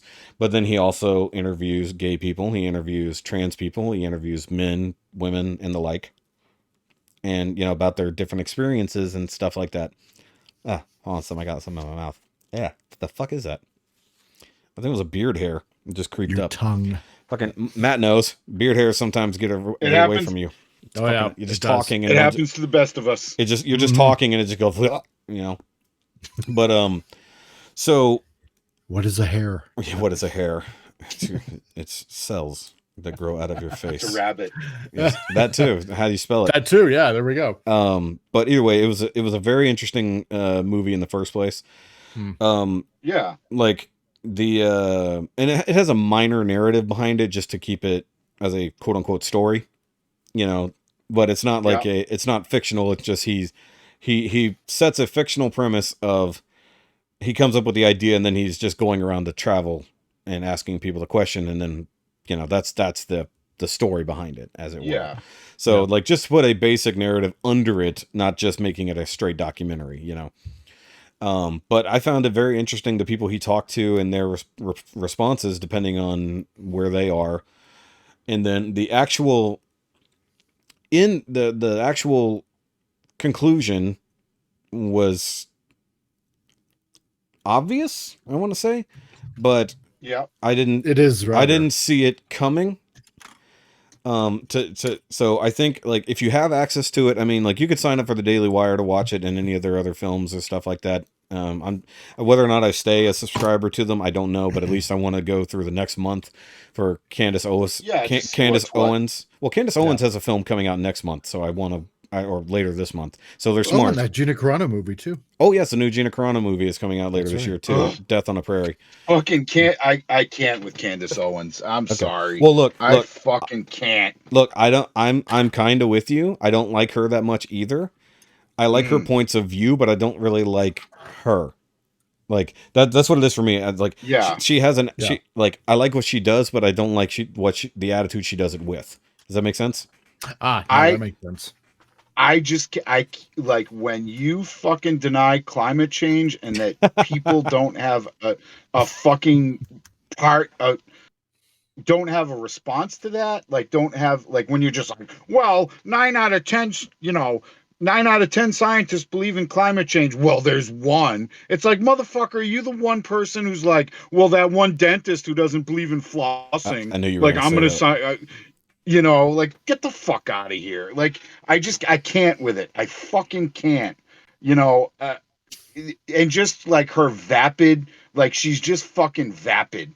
Like, I fucking can't with her. I really, like, she's one person on the right. Like, you need to fucking go away, lady. You need to go. Well, she did go away, except she went to the Daily Wire. Yeah. Now I agree with some of what you say. Not all of it. Yeah. But like I said, for me, it's more like, I think, you know, you're saying vapid. To me, like, it's the attitude in which she says things, not what she's saying, that makes more. Yeah. That puts me off. The delivery. I like her in general, but I don't like her in specific. Does that make sense? I mean, when she, I get it. When she went on Rogan, he called her out on her shit, and she's just like, well, I don't believe in that because that's a .org, or like some, like, what? Like, if you're gonna stand by something, at least be willing. Consistent. If somebody calls you on your shit, at least be like, wow, like, I didn't know. Like, don't make up some fucking bullshit just to fit your narrative. You know what I mean? Like, don't do that. Hey, that goes both ways, though. You know that goes both ways. 100. Yeah. So, yes, I'm a left-leaning dude, but I'll tell you what, I'm not putting on a donkey or a fucking elephant on my shit, because it's not a fucking sports game.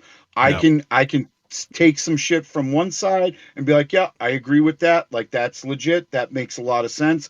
And I can take stuff from the complete other side and say, hey, why can't we, like, work together, because we're all on this fucking ball of mud together.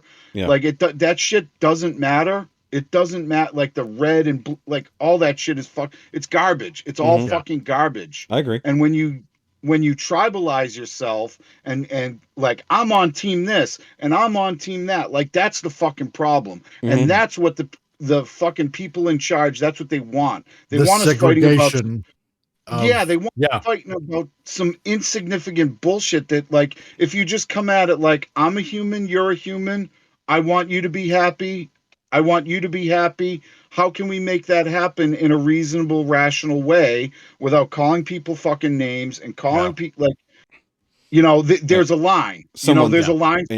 Don't sacrifice someone else's happiness for your own. Precisely. Yeah. Well, you don't need to take from someone else to make yourself happy. Right. Like, you can be happy doing you, and I can be happy doing me, and I don't need to take away your happiness to make my happiness happen. Come on, people! Now, at least that shouldn't be the way it is. Brother. And I think that everyone get together, try to love one another. Yeah, I like, can't. You've always struck me, Matt, as a left-leaning libertarian. Like, you're more about individual freedoms, but you definitely lean lefty. Like, you like, leave me alone. Leave me alone. Don't fuck with my shit. But I believe this way. But, like, you're closer to center than. And like Mike said earlier, more classic liberal. And at this point, classic liberals are so much closer to moderate than modern day progressives. Like, I would never think you're progressive, like, in any way, shape, or form. No, I mean, I can be progressive on some shit. On like, the on problem instances, I have with, but not but not overall. Right, overall. Yeah. The problem I have with libertarians is they don't want any kind of government control. Oh yeah, and it's they like want anarchy. Yeah, no, I'm not for that. yeah, it's like you motherfuckers have obviously never worked in the trades, because if what you want was a thing, like motherfuckers would be like, oh, we don't need to put studs in that wall. You know what I mean? Like it would you would buy a house and it would literally fall apart in less than a year because they fucking cut every corner. Like the proverbial house made on sand, or as though it were made of cards. Yeah. Or or like roads need to be maintained, so there needs to be taxes. Like there needs to be this stuff. But I'm not about silencing somebody. I'm about accountability. I guess so. All right. Yeah. I will say, while this is a fantastic conversation, and I don't want to necessarily cut it off, I do have a time limit that I've been imposed upon all of a sudden. So let's move on fairly quickly here and get through some TV show discussions and into some news. So she's screaming at me now. She's very angry. I'll have to edit that either way. We love you. Yeah, she's saying that there's no sun, even though the sun doesn't set till fucking 8 o'clock. So either way, there's always a sun. I know, I am aware of this. So, Stranger Things, season 4, the first chunk of it dropped last week. Most of us, other than Matt, watched it all. Loving it. So are they doing a 2 season, like they are splitting it, but the last part B. They're doing part A, part B, but part B is 2 very long episodes. Yeah. Like, so they're doing like hour and 40 and then like 2 hour. So like they're basically 2 movies coming back. And then they may or may not do a whole season 5. We'll see. It might just be a movie season 5 because they wanted to do 6. They're not going to get to 6. So, but they said they probably will manage 5. But as it goes right now, just because you haven't watched that far into it, we won't go into spoilers necessarily, but just thoughts on it from your point of view, having only watched the first episode, Matt. I think it's really good. Like I'm enjoying it. My fear is that they're gonna lost it. You know what I mean? Oh. Like I'm glad that they're talking about like we're only doing this many seasons. Like tell the story and get out. Like the problem with a lot of television is like, oh, as long as it makes money, like they keep putting it out. Yeah. You know, and then you like you watch those shows that originally were amazing, and then like the later seasons are all garbage because nobody gives a fuck anymore. It's all about a paycheck. The sparkle is gone. I would usually say I would say like usually it falls apart around season 3 and 4 if it's like say a 6 series, but like I think that in this case, we were discussing this, like season 2 seemed to be the weakest so far. Like season 3 came back a bit heavier. Yeah. And as Mike can attest without much spoilers, this season they're going heavy in the paint. So like there's a bit of an emotional roller coaster in just this first half so far. Right. I did not expect them to show off the big bad in the first episode, which I thought was interesting. Also the fact that these are all long ass episodes, minimum an hour, like 10 minutes. Yeah, they are. I'm rather surprised. The final episode of this chunk is like an hour and 48 minutes. So it is a movie unto itself. Oh shit. Yeah. It is. The CG, I think the CG has gone through the roof this season. So they bigger budget, and they're having to work with the fact that the kids are all older. Yeah. You know, they're like half of them in their 20s now. So it's handled very well. Yeah, I will say. Yeah. The only thing that sucks about it is like they had a much larger time gap between seasons, but unfortunately they only got a year actually in TV time. So yeah, I mean, you know, it couldn't be helped. Yeah, it can't be helped. But I mean, like they were all starting puberty, so it makes sense that most of them would shoot up anyways. But I think that like there are some parts I will say drag a little bit story wise on one particular chunk of the story, but ultimately like they are really building it out, and when you get to the truth of it, it's like wow. I think everybody who gets to episode 7 on it is just like, wow. Oh, yeah. By the time they get there, it's just that ridiculous. Like, and you're like, okay, then. So, I mean, whether this is the final season or not, I could actually live with, as long as they wrap it up nicely. Because even last season, there wasn't much of a rollover. Yeah, right. I'm going to say that 7th episode really, like, I suspect it's starting to suspect, but it's like, wow.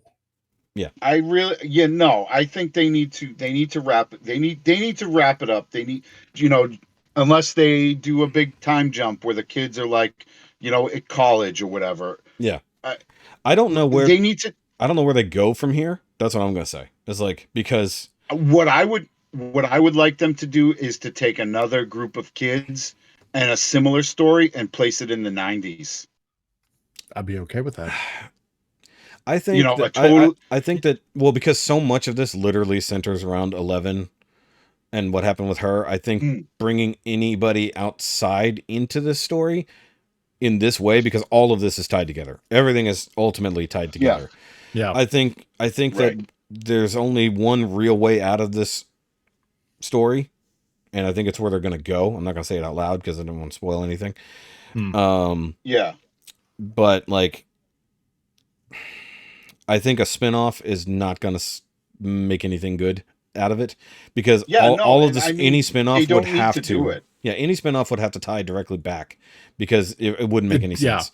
The only other way to maybe make any sense of it, and I don't think it would even work either, is other people who are experiencing the same thing in another place, but then it doesn't tie back in the same interesting manner. You're just going to get other people going through the same motions, and I don't think that helps. So I think if they ultimately wrap it up with this final 2 episodes or so that they're saying, and just call it there, fine.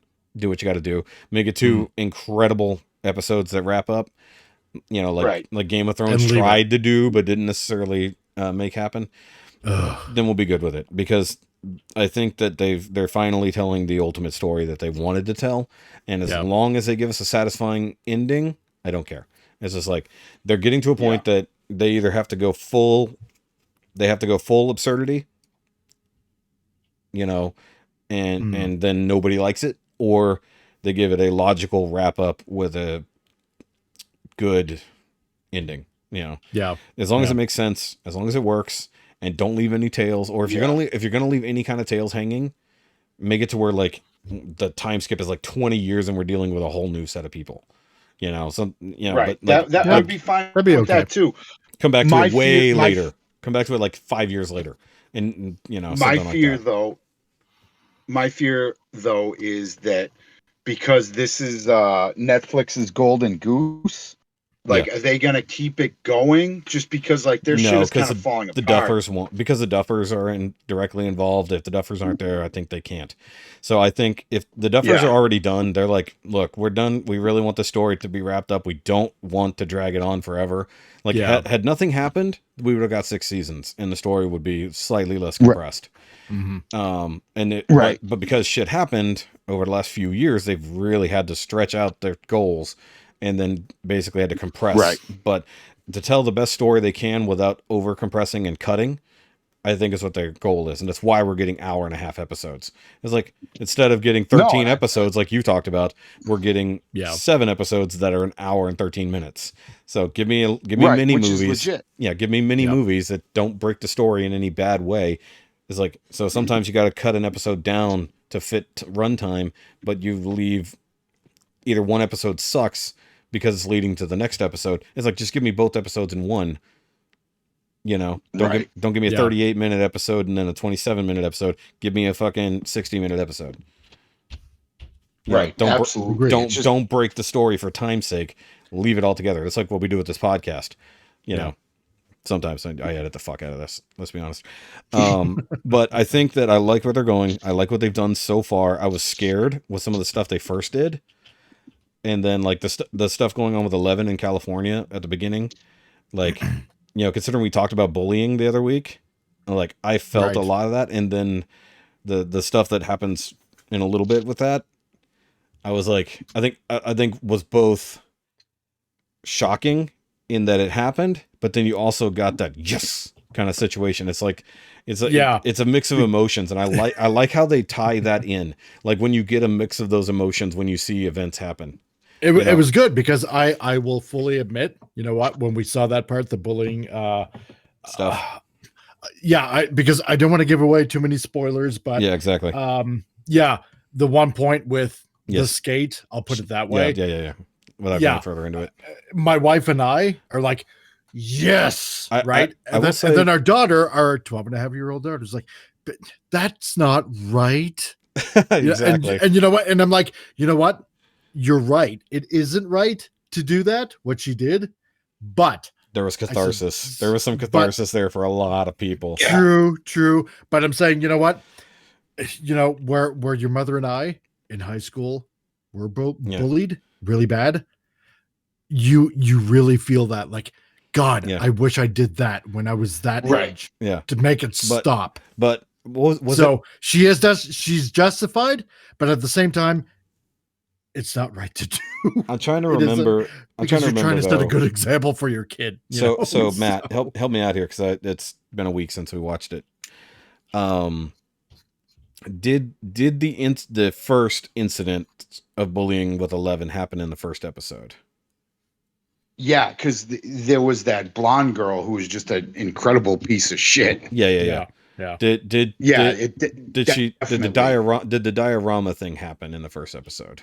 Yes, that happened in the first episode. Okay, where she's like, my dad is my hero, and the bitch is like that wasn't. Yeah, and then she threw it on the ground, and that dude stepped on it. Oh yeah. Yep. That was episode 1. Okay. Yeah. I cringed at when she put her hand out to basically pop her brain.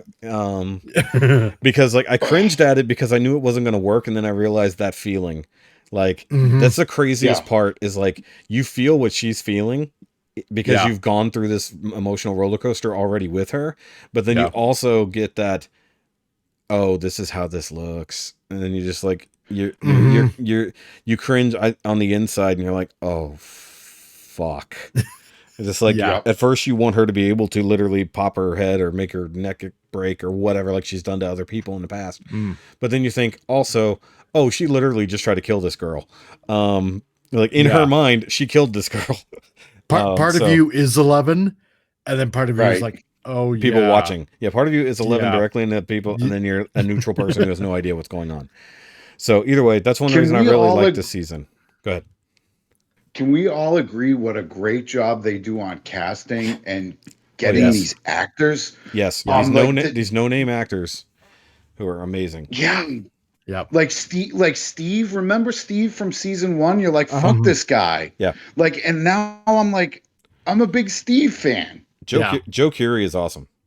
But like, the relationship with Dustin. And the heavy metal death dude. Yes. Like, he's fucking great. Like, I don't like I said, I'm only on season 1, and it's like, I don't want this dude to die because he's fucking interesting. He is interesting. That is one thing they brought. See, the thing is, even when they introduce new characters that some people question, they usually end up being like Robin. When they first brought in Robin, you thought that she was just going to be some type of foil, like, and not matter. And then she turns into somebody super important, and even her weird quirks about things become important.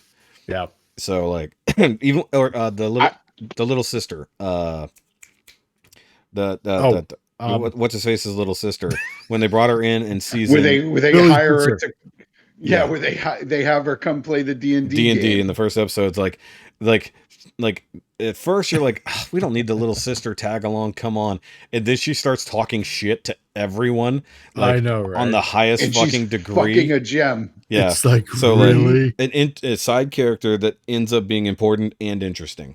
Now there is there's a lot of coincidence in the show. Let's be honest here, and there's a whole lot of the Force needs things to happen. Like, it's very Star Wars in that manner. Like, things only happen because the Force deems it so. Like, especially this season is actually pretty heavy on that, now that we're literally going worldwide with some of this shit. You're like, okay, so if this didn't happen, this didn't happen, this didn't happen, this didn't happen, this didn't happen, but if it doesn't happen, this can't happen? It's just like, that is some Force level coincidence shit right there. So, but that's where you turn your brain off and go, I like this fucking show.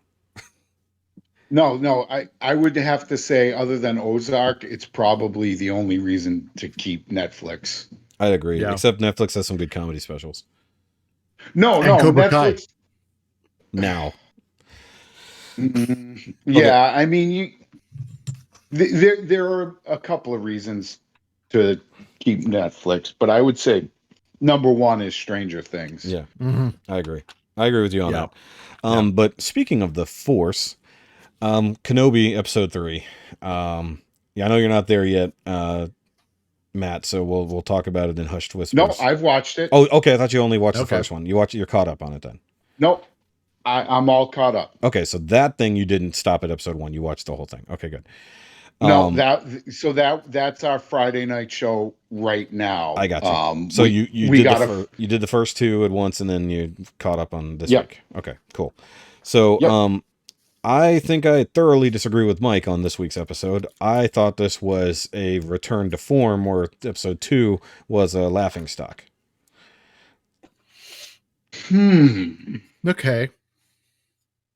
I feel like the stuff between him and Leia, like when they're traveling on the planet, you're seeing his kind of PTSD where he's envisioning Anakin off in the distance. It's like literally haunting him. But then we had that moment where they're riding in the truck and he's actually talking about, while he's talking to the stormtroopers, mind you, he's literally talking about Padme in the very real sense.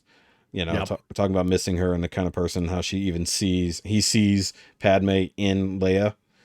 I liked a lot of that. And mind you, it is living off the member berries. Let's be honest here. That's the entire series is member berries. But then I think a lot of people are going to be disappointed with the actual fight with Vader. Well, if you want to call it a fight. But I liked what happened there because he was about more self-preservation than vengeance. And then you had Vader, who was nothing but vengeance. Okay. In my opinion. And then, of course, Vader was totally about vengeance. And then he, of course, tried to do the rhyming thing by trying to burn Obi Wan, which I thought was both completely in character, for him to get revenge, like, you watched me burn, I'm going to watch you burn, Yeah. Also, yeah. Vader looked fantastic. I think Vader looked fantastic in this.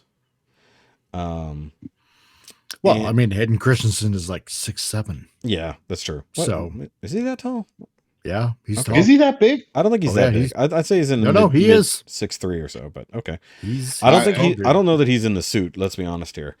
He's in the suit. He was in the tank. Is he really? He was in the tank. I don't know if he's in the suit, but if he is, he is. I'm not going to argue. He's in the suit. I don't know. That's what I'm saying. Also, how do you guys feel about the fact that wasn't technically James Earl Jones talking? Yeah, it was. No, it's not. It's his voice, but it's his voice. Yes, it's his voice, but it's not him delivering the lines. That's fine. The dude is fucking old as fuck. Yeah, at 91, I think he still has it. I don't think he does.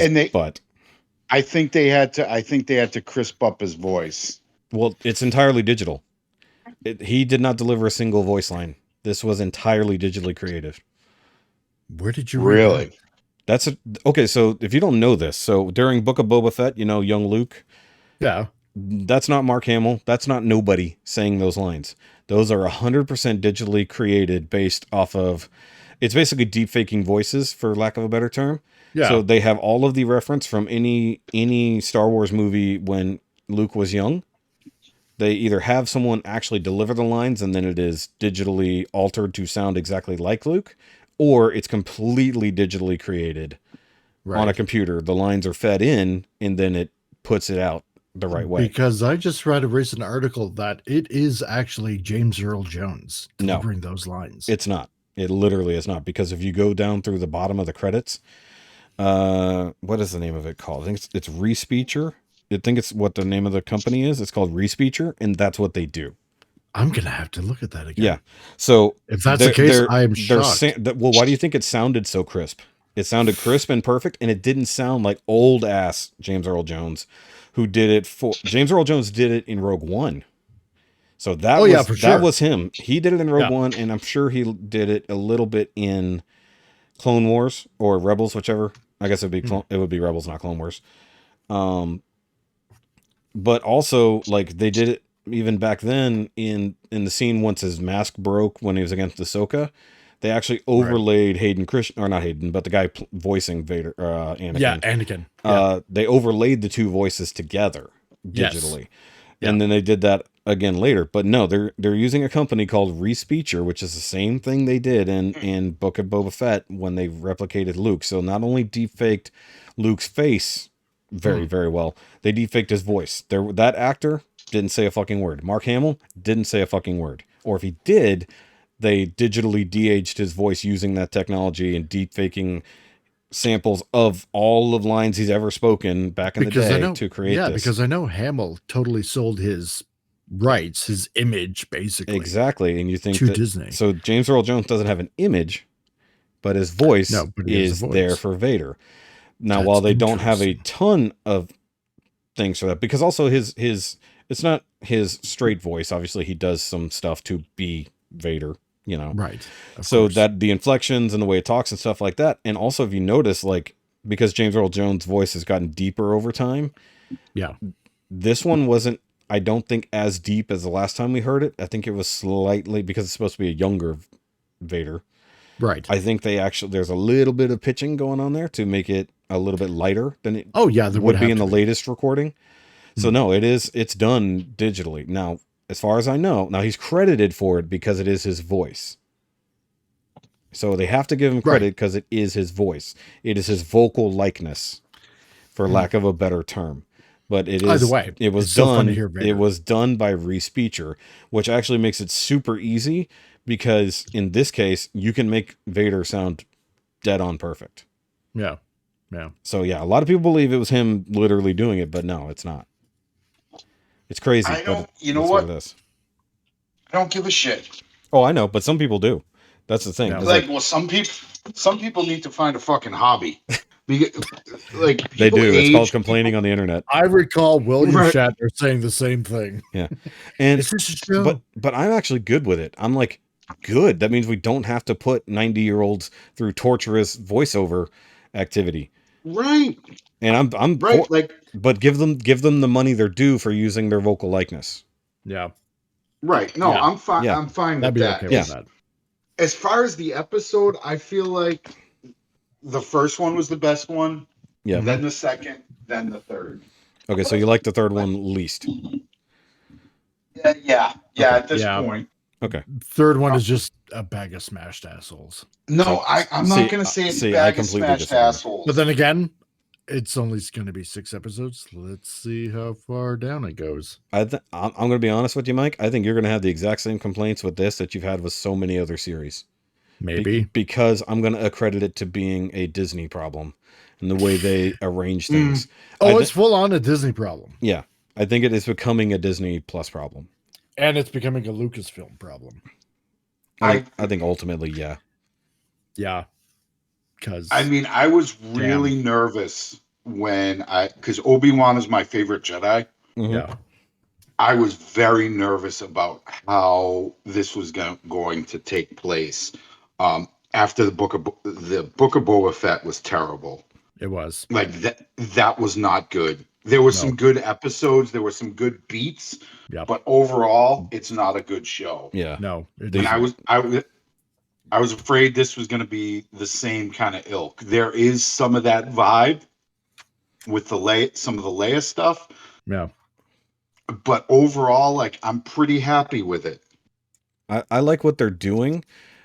Well, let's see. How do I say this? I like what they're doing, but I'm not sure if I like what they did. Okay. Right. No. Does that make sense? Yeah, it does. Especially with the Reva character. I'm gonna need a reason. I'm gonna need a reason. And like, because right now, as it's set up, like, she's the worst. Like period. And like, I don't mean because she's the bad guy, so to speak.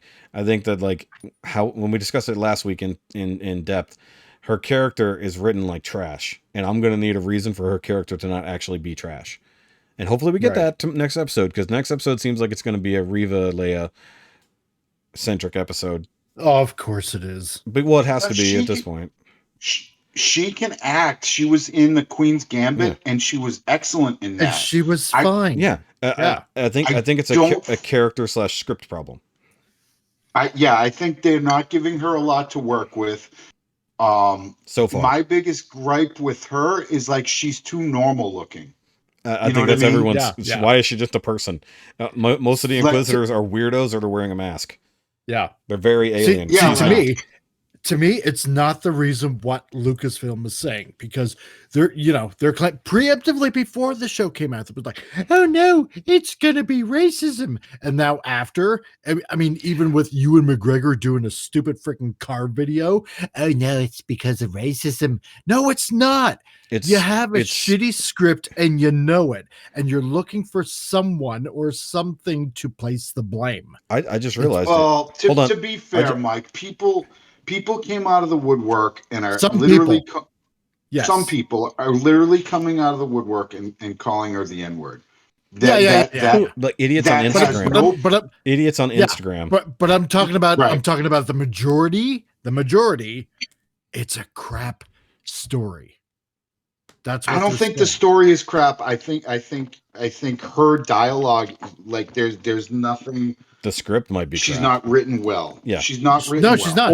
But that's what I'm saying. I do want to say something real quick before you move on to just that part. Sure. I don't think it's and Matt hit on it, and I believe that Bobby's been making fun of this as well. It's not racist. It's speciest. We want her to be alien as hell, and she's just some human. Yeah. We don't care that she's black. We care that she's just not an alien. So it's specious. Like, it's specious. To me, not canon racist. is out the window. It's definitely not a racist, because even a lot of people are saying, where are all the aliens? Yeah. You're only seeing maybe. I don't care that she's black. I care that she's not an alien. Pretty much, right? Is that really the problem? It's like, but I mean, canon is out the window. Frick, the way that Obi Wan seems like a secondary character in his own show. Oh, that's never happened. The focus is no. Most of the focus is on basically Leia, and it's basically on Reva. Reva. Well, here's the problem: is you have. Hold on. Here's the problem: you have your main character and your secondary character are the MacGuffins.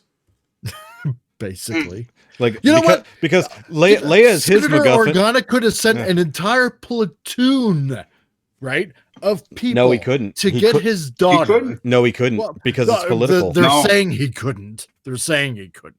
Right. Okay, if he does that, then he's literally acting against the Empire. And if he does that, then they blow up. Wait, never mind. But I mean, he's part of the Senate still, because they might blow up Alderaan. Because at this point, the Senate hasn't been done away with, right? Yes. So he still has. I am the Senate. No, because in Episode 4, right, A New Hope, right, when the Senate is purely vestigial at this point. Yes, but I mean, it was mentioned that the last vestiges of the Senate have been done away with, right? Yeah. So this is still some time before Episode 4. Yeah. Right? 9-ish years. So solar cycles. Organa still has, but he couldn't, lack of a better way of explaining then he has to explain a little bit of, but then you have to explain why he sent the Alderanian army or whatever to, because some asshole's got my freaking daughter. Yeah, but the point is they also don't want to draw, because then it puts a spotlight on his daughter, which they don't want, period. The whole point is he wanted this done in co-op, because Leia covert was adopted, right? But they're not saying that she's ever been adopted. They're claiming that was their baby. And of course, like the shithead kid said in Episode 1, you're not a real Organa. Her quote unquote cousin, who was clearly racist. Like, shut up, kid. Yeah, exactly. So, but I mean, but they don't want to draw attention to her from the Empire proper. So, true. They send a fucking Jedi to go save her. Look, let's just be honest here. Well, exactly, we're arguing why the story is dumb. It's like, why are we arguing the story is dumb? Anyway, we know the story is dumb. But I mean, what else in Episode 3, using friggin', Mole Man, for lack of a better word, as a meat shield. Come on. Okay, hold on. By the way, hold on. Before you go off on that, the Mole Man. I'm sorry. The frick or frack or whatever they call him. First of all, I didn't know that was Zach Braff. I thought it was Seth Rogen. Oh, really? No, it's Zach Braff. Yeah. Okay, but just listening to the voice, did he not sound like Zach Braff? Yeah, yes. Zach Braff. Who did I legit thought it was Seth Rogen until somebody told me he was Zach Braff. I had to do double break. It's like, that sounds like Zach Braff. Look it up. Yeah, it's Zach Braff. No, to me, he sounded like Seth Rogen 100%. Really? Yes. Jesus. I even said, well, look, they brought in Seth Rogen. And then I found out it was Zach Braff. I was like, that's Zach Braff? Yeah. He's doing his best Seth Rogen impression, I'll tell you that. I know, weird. The only thing he was lacking was the laugh. I was just waiting for the laugh. Either way, I liked his character because it made sense. He was super for the Empire. And we know a lot of people are. They literally believe in everything the Empire does and stands for. Not the Nazism, but the benefits thereof, you know. It's like, oh, look, we're all communists, but you know, it's nice on the ground. But, you know, it's like, didn't they bring that up in, they brought it up in one episode, I forget. Maybe it was in Rogue One, where they literally talked about all the things that the Empire literally does that are good for certain planets and stuff like that and organizations. But the overall being led by the Sith is not great. But like stuff on the ground. Oh, that was in Mando. Okay, so that was in Mando. Okay, yeah. Because that's post, and that's post Empire. So they're really talking about how there were good things about the Empire and the remnant forces. Yeah. But in this case, it's still the height of the Empire. So, and then a lot of people are bringing up the idea that how does she know who Vader is? It's like, and we talked about like Vader is Anakin. There's still whataboutisms there. We don't know. But the idea that I think some people might have forgotten that Obi Wan knows he was called Vader. I think if we had never got that scene where he was told arise Darth Vader, and Obi Wan never knew that Vader was Anakin, this would weigh heavier as a reveal. So now we're going back to episode 3, causing an issue in a show that is a sequel to it. So like, I think if he never, because the way he talks about Vader in episode 4. He literally referred to it like a different person. And you literally do think that he killed Anakin Skywalker, and that he was all these things. But Darth Vader's legend is spreading. But Vader's legend has been spreading throughout the galaxy as people go missing. Or we now have entire things going on that he's leading them. So people are knowing about Vader in general. He's not a public thing, but it's getting out there. The hushed whispers across the galaxy. But then and like, I think Bobby brought this up, or maybe even Pinkerton brought this up in Nerd Rage, and he said, how the fuck, even on Tatooine, has he not heard that Vader's alive? I'm like, at this point, that is very Outer Rim. Like, there's not a lot of people who have a reason to go to Tatooine anymore. So, like, if the Empire's not... also, what is... It's in buttfuck nowhere. Go ahead. Look what he's doing. He's literally... He's not really going into town. Is he checking his fucking Instagram feed? Like, the dude's living in a cave, slicing weird whale meat, at this random ass factory, which I love it. I thought that first episode was amazing. Yeah. But like, he's not in the know. Like, why would he know? He wouldn't, because he's just, all he's focused on is like his whale meat and Luke. He's got no reason to do anything else. Stay you off the radar. The workers working around him would be talking amongst themselves about this. But why would they? They're in the same boat. They're like, no, I know, but simple. It's like idle chit chat kind of thing. It's like, oh, did you hear about? I heard that. But he clearly keeps to himself. I mean, like, he keeps to himself. He tries to stay out of anyone's way, and he goes about his business. He steals meat from work.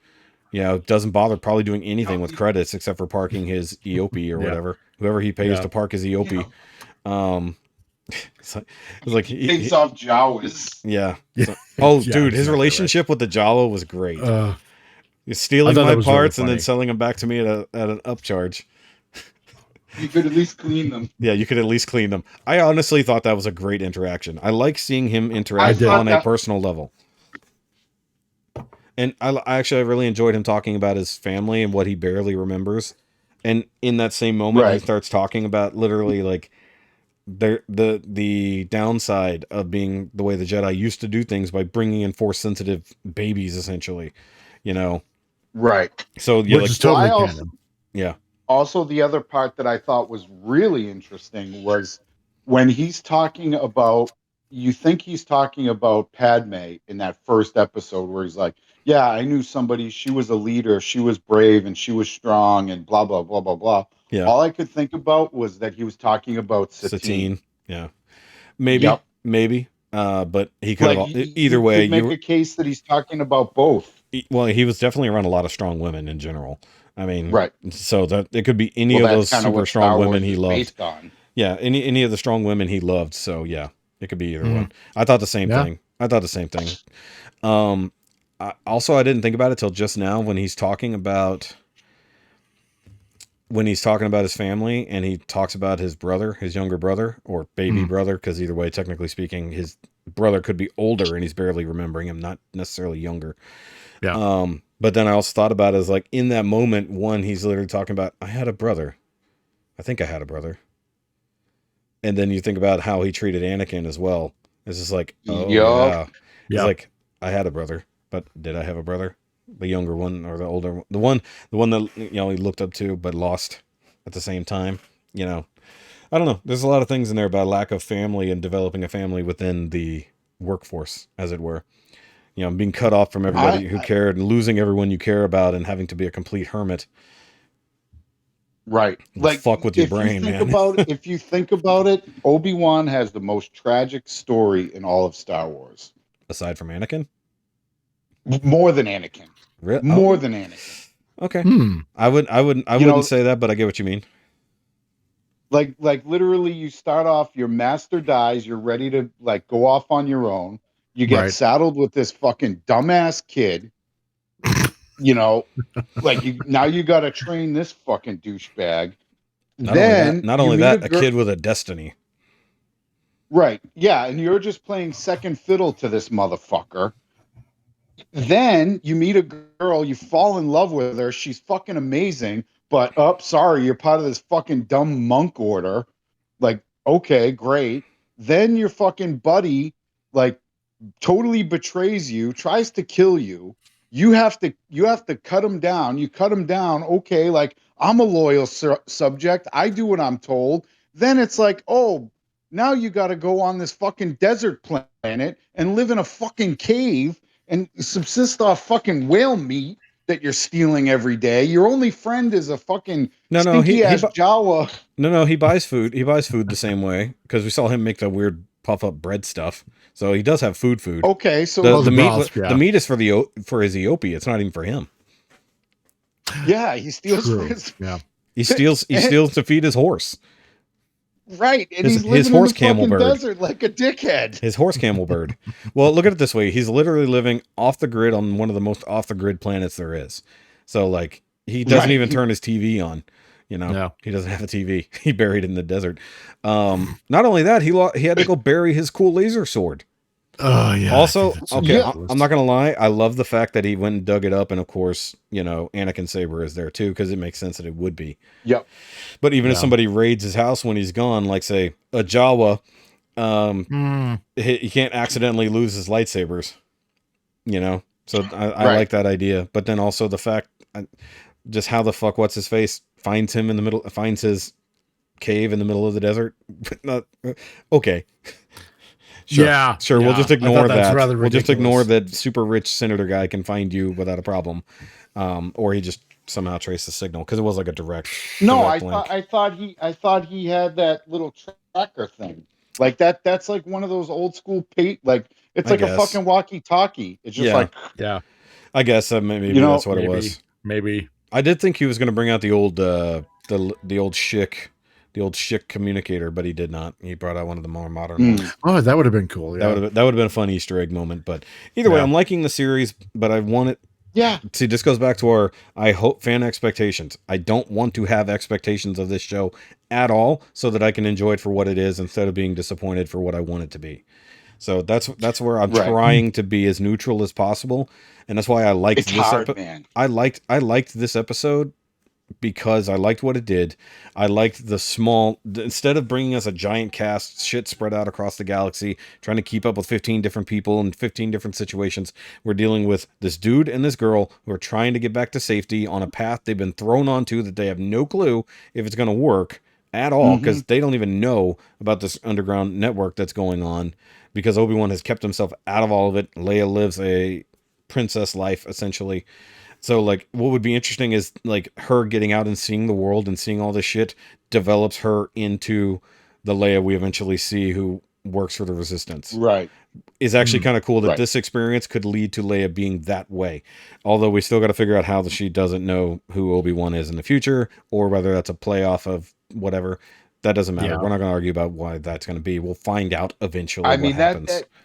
Maybe, but that's why I'm wipe the droid's memory, because I do have a certain expectation about. Turn it off.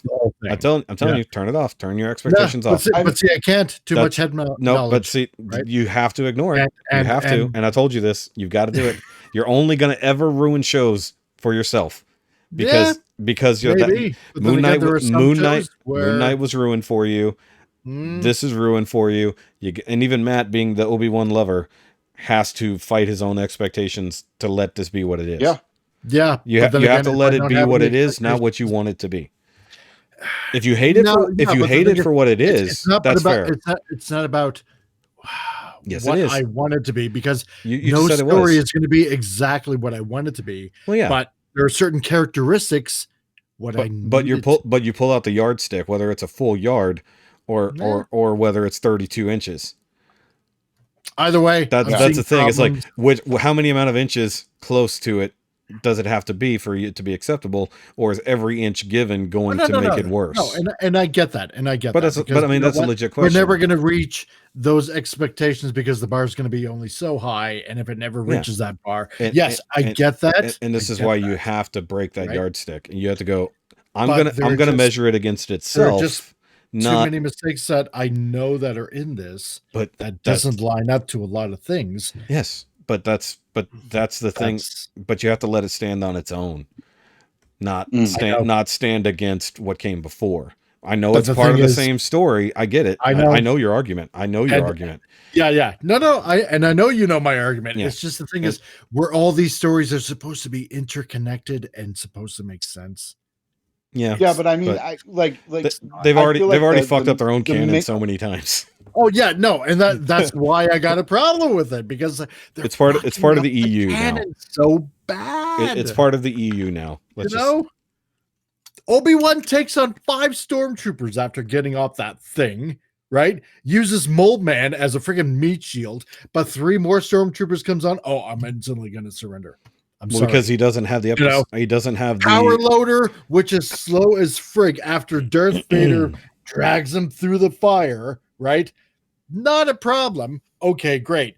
But, saved by Game of Thrones wench there, whatever her name was. I can't remember exactly, right? And a wall of fire stops him again. That's where she was from. Okay. Yeah, she's from Game of Thrones. Yeah. But power loader, which moves slow as fuck, makes an escape. Darth Vader cannot put out those flames a second time. Are you kidding me? Come on, right? Yeah, maybe he doesn't want to. Yeah, but maybe he doesn't want. Why, when he wants Obi-Wan? Because he can keep catching. Why does a cat keep letting a mouse go? Because catch it again later. To catch it. It's fun to keep catching it and to give you that. It is, but with the amount of hate that Vader has, like, I got you now, I'm gonna. Well, hold on. Let's go down that path then, just real quick. I don't know. Hold on. Let me go down this path that you just laid there. No, let me because we got to wrap up pretty soon here. I wanted to go and Obi-Wan runs away like a bitch. Listen. Yeah. Let me go down the path you just laid for a second. Okay. So Matt saying exactly what he said about cat and mouse. Cat and mouse, yes, I get that point of view. Let's go with what you just said. The hate that he has for Obi-Wan that fuels him. What happens once he finally lets that hate be done? We see what happens when he finally gets to kill Obi-Wan. There's a fundamental thing there between the Sith and everything that drives them is all about hate. It's all about anger. It's all about also selfishness. Let's be honest here. Jedi is more about selfless. Mm-hmm. Jedi is 100% selfish. Yes. His main goal right now, one, he's still on the I killed my wife and my kids. Obi-Wan is to blame. Obi-Wan did this to me. I am this way because of Obi-Wan, not because of my own decisions, but because of Obi-Wan. Right. I thought Obi-Wan was dead, maybe, but I assumed he was still alive. Now I know he's alive. I failed to kill him this time. I could have killed him at any given moment. I could have snapped his neck with a flick of my wrist, or a thought. He could have sliced him in half while having him up in the air. But what was he doing? He chose to torture him. Yeah.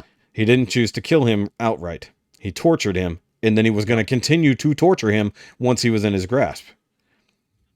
To continue letting that hate seethe. To hurt him more. Just killing him outright, just grabbing him and pulling him right back, which, mind you, yes, he could have just force grabbed him, pulled him back. But if he kills him, that hate goes away. Mm-hmm.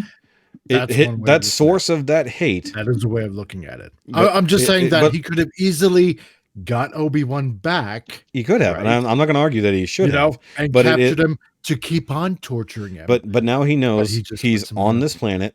We're monitoring everything that's coming off of this planet, so he can't escape. He can still catch him. But then again, the Inquisitors is like, oh no, we'll never find him now. Yeah, but but now they also have Leia, so they already have his bait. But here's the ultimate competition now. That's even funnier.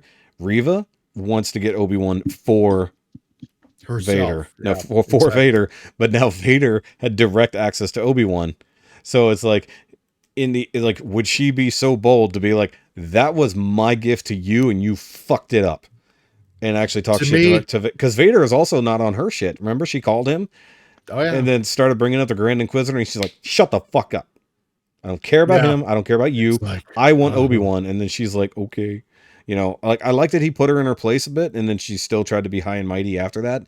And then the fifth brother is also trying, mind you, he's not doing anything to put in her place. He's just talking shit. But it's like, the Grand Inquisitor has to come back. We know this. He has to. So we know he's not dead because he's still canonically alive. But he did mention before that he has died before. It didn't, and come back. So true. We know that they can play all kinds of tricky games. The path to the dark side leads to many things that other people would consider unnatural. So either way, fuck you. Either way, all right. So I wanted to get on to talking about The Boys and a much deeper conversation about if adaptations can be good or they're only going to be bad. But I don't have time for that. Unfortunately, I do have to go. But I think that would be a fun conversation to have in the future, and I definitely will invite Matt back for that if he would like to. Yeah, absolutely, because I'm a big Garth Ennis fan, and The Boys does a better adaptation than that terrible Preacher show. And see, this is part of the conversation I want to have, because I feel, as a premise for later, that The Boys is one of the best adaptations that actually goes away from the source material in so many aspects. Yes. But it's actually good.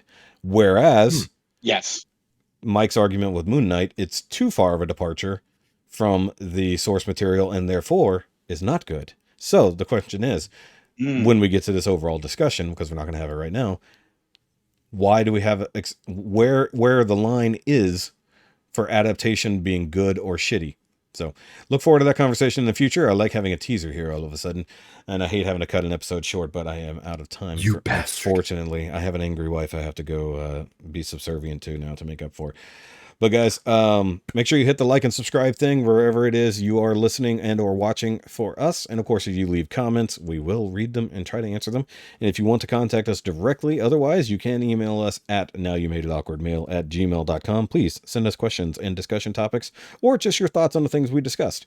And of course, I want to thank Matt for coming in and guesting and incidentally being a cover host. Absolutely. Yes, this was definitely fun. Because you and I have never actually got to sit down and directly talk, I don't think, except maybe in a after hours hangout for the realm. Maybe. I'm not sure. Maybe at some point. But Ricky's not going to be here next week, apparently. So we'll see if Matt wants to come back for that, or maybe we'll sub in someone else. We'll see. What my schedule is like. Yeah, if it works, it works. It was fun either way. Yeah. And guys, let us know down below, of course, or wherever it is you're going to comment, what you thought about these things, and tell Matt if he was better than Rikki, so we might have to replace Rikki with Matt. Gasp. Just fucking around. I don't have a dumbass catchphrase. No, you don't, but You don't need one. you didn't pick on Mike for being Canadian much, so there's that. And I appreciate that. Like I'm a stone's throw away from Canada. But I mean, exactly. But we got to have that. It's part of the show. Rikki does make a lot of fun of Canadian jokes. I mean, there was no moose or beaver talk at all, but look, and we were lacking. Judge the source. Yeah, I know. That motherfucker's from Florida. He's not from. He just lives. He's not from Florida. He just lives in Florida. Nobody is from Florida. Nobody's from Florida. That's true, because they're all conquistadors. They're just conquistadors one way or the other, whether they're white conquistadors or brown conquistadors or whatever other color they are. Everyone just came and conquered there, depending on where it is, and then decided to retire there. So everyone is a retiree to Florida one way or the other. Damn that fountain of youth. Exactly. Yep. Is there anything social media wise where people could follow you if they want to see your thoughts, or are you just an independent person? You can follow me on Facebook if you really want to at Matt Hurd. Like, do what you want to do. That's like, that's with a U, not the Amber Heard type. Which, by the way, we didn't even update that. I exclusively shit outside, not in beds. Outside. It's and true. For that, we appreciate it. Yes. And of course, go follow Mike at all of the Comic Relief Crusadery things. And make sure you come back for Titillating Tuesdays. That's right. Where he's going to sit and talk about all the topics we talked about today, but before the episode drops. Yay! That's literally what you did. Maybe not. That's what you did. Something totally random. That is what you did last Tuesday. I'm like, these are all the conversations we had on the podcast. Because I did because I was out and it was like the last day to use my daughter's homeschooling fund. Yeah. And so it was like getting close to like the time that I go on live, right? Yeah. And it's like I don't even have anything to talk about. It's like, oh my God. Incidentally, it was a prequel to the podcast. So it's like, you know what? And I was thinking, Rikki and SHOKY probably aren't gonna show up on the live broadcast. That's what you get for saying that. Yeah, I know. I was there. That just got him. And that's like, what happened. Motherfucker. Yeah, well, I thought, you know what? I'm just don't buy anything. About what we talked don't about buy anything from Freelance Graphics with a K. Don't buy anything from him this week as punishment. No, buy stuff from the SHOKY store exclusively. Whatever. Get your Naimia merch. Get your Naimia merch to support the. I'm being canceled on this show. How do you like that? Only for a week. It's only for a week. It's a pause. Oh, whatever. We're pausing purchasing. A long time. Maybe, I don't know. It looks like 7 days. I don't know. I don't know how much it identifies as. I'll kill you. And of course, follow me at all SHOKY. Dark. Yeah, dude. You want to hear dark? You got to hear the censored episode from last week. Because we're the younglings up here. No, sorry, the wildlings. Oh my God. It's like we're the younglings. You're the younglings, and I'm Anakin. The young wildlings. Except the problem is, except Mike is actually one of the ones that survived and became an Inquisitor, much like Reva. Anyways, so we'll catch you guys next week. And with that, okay, bye. Later. Bye.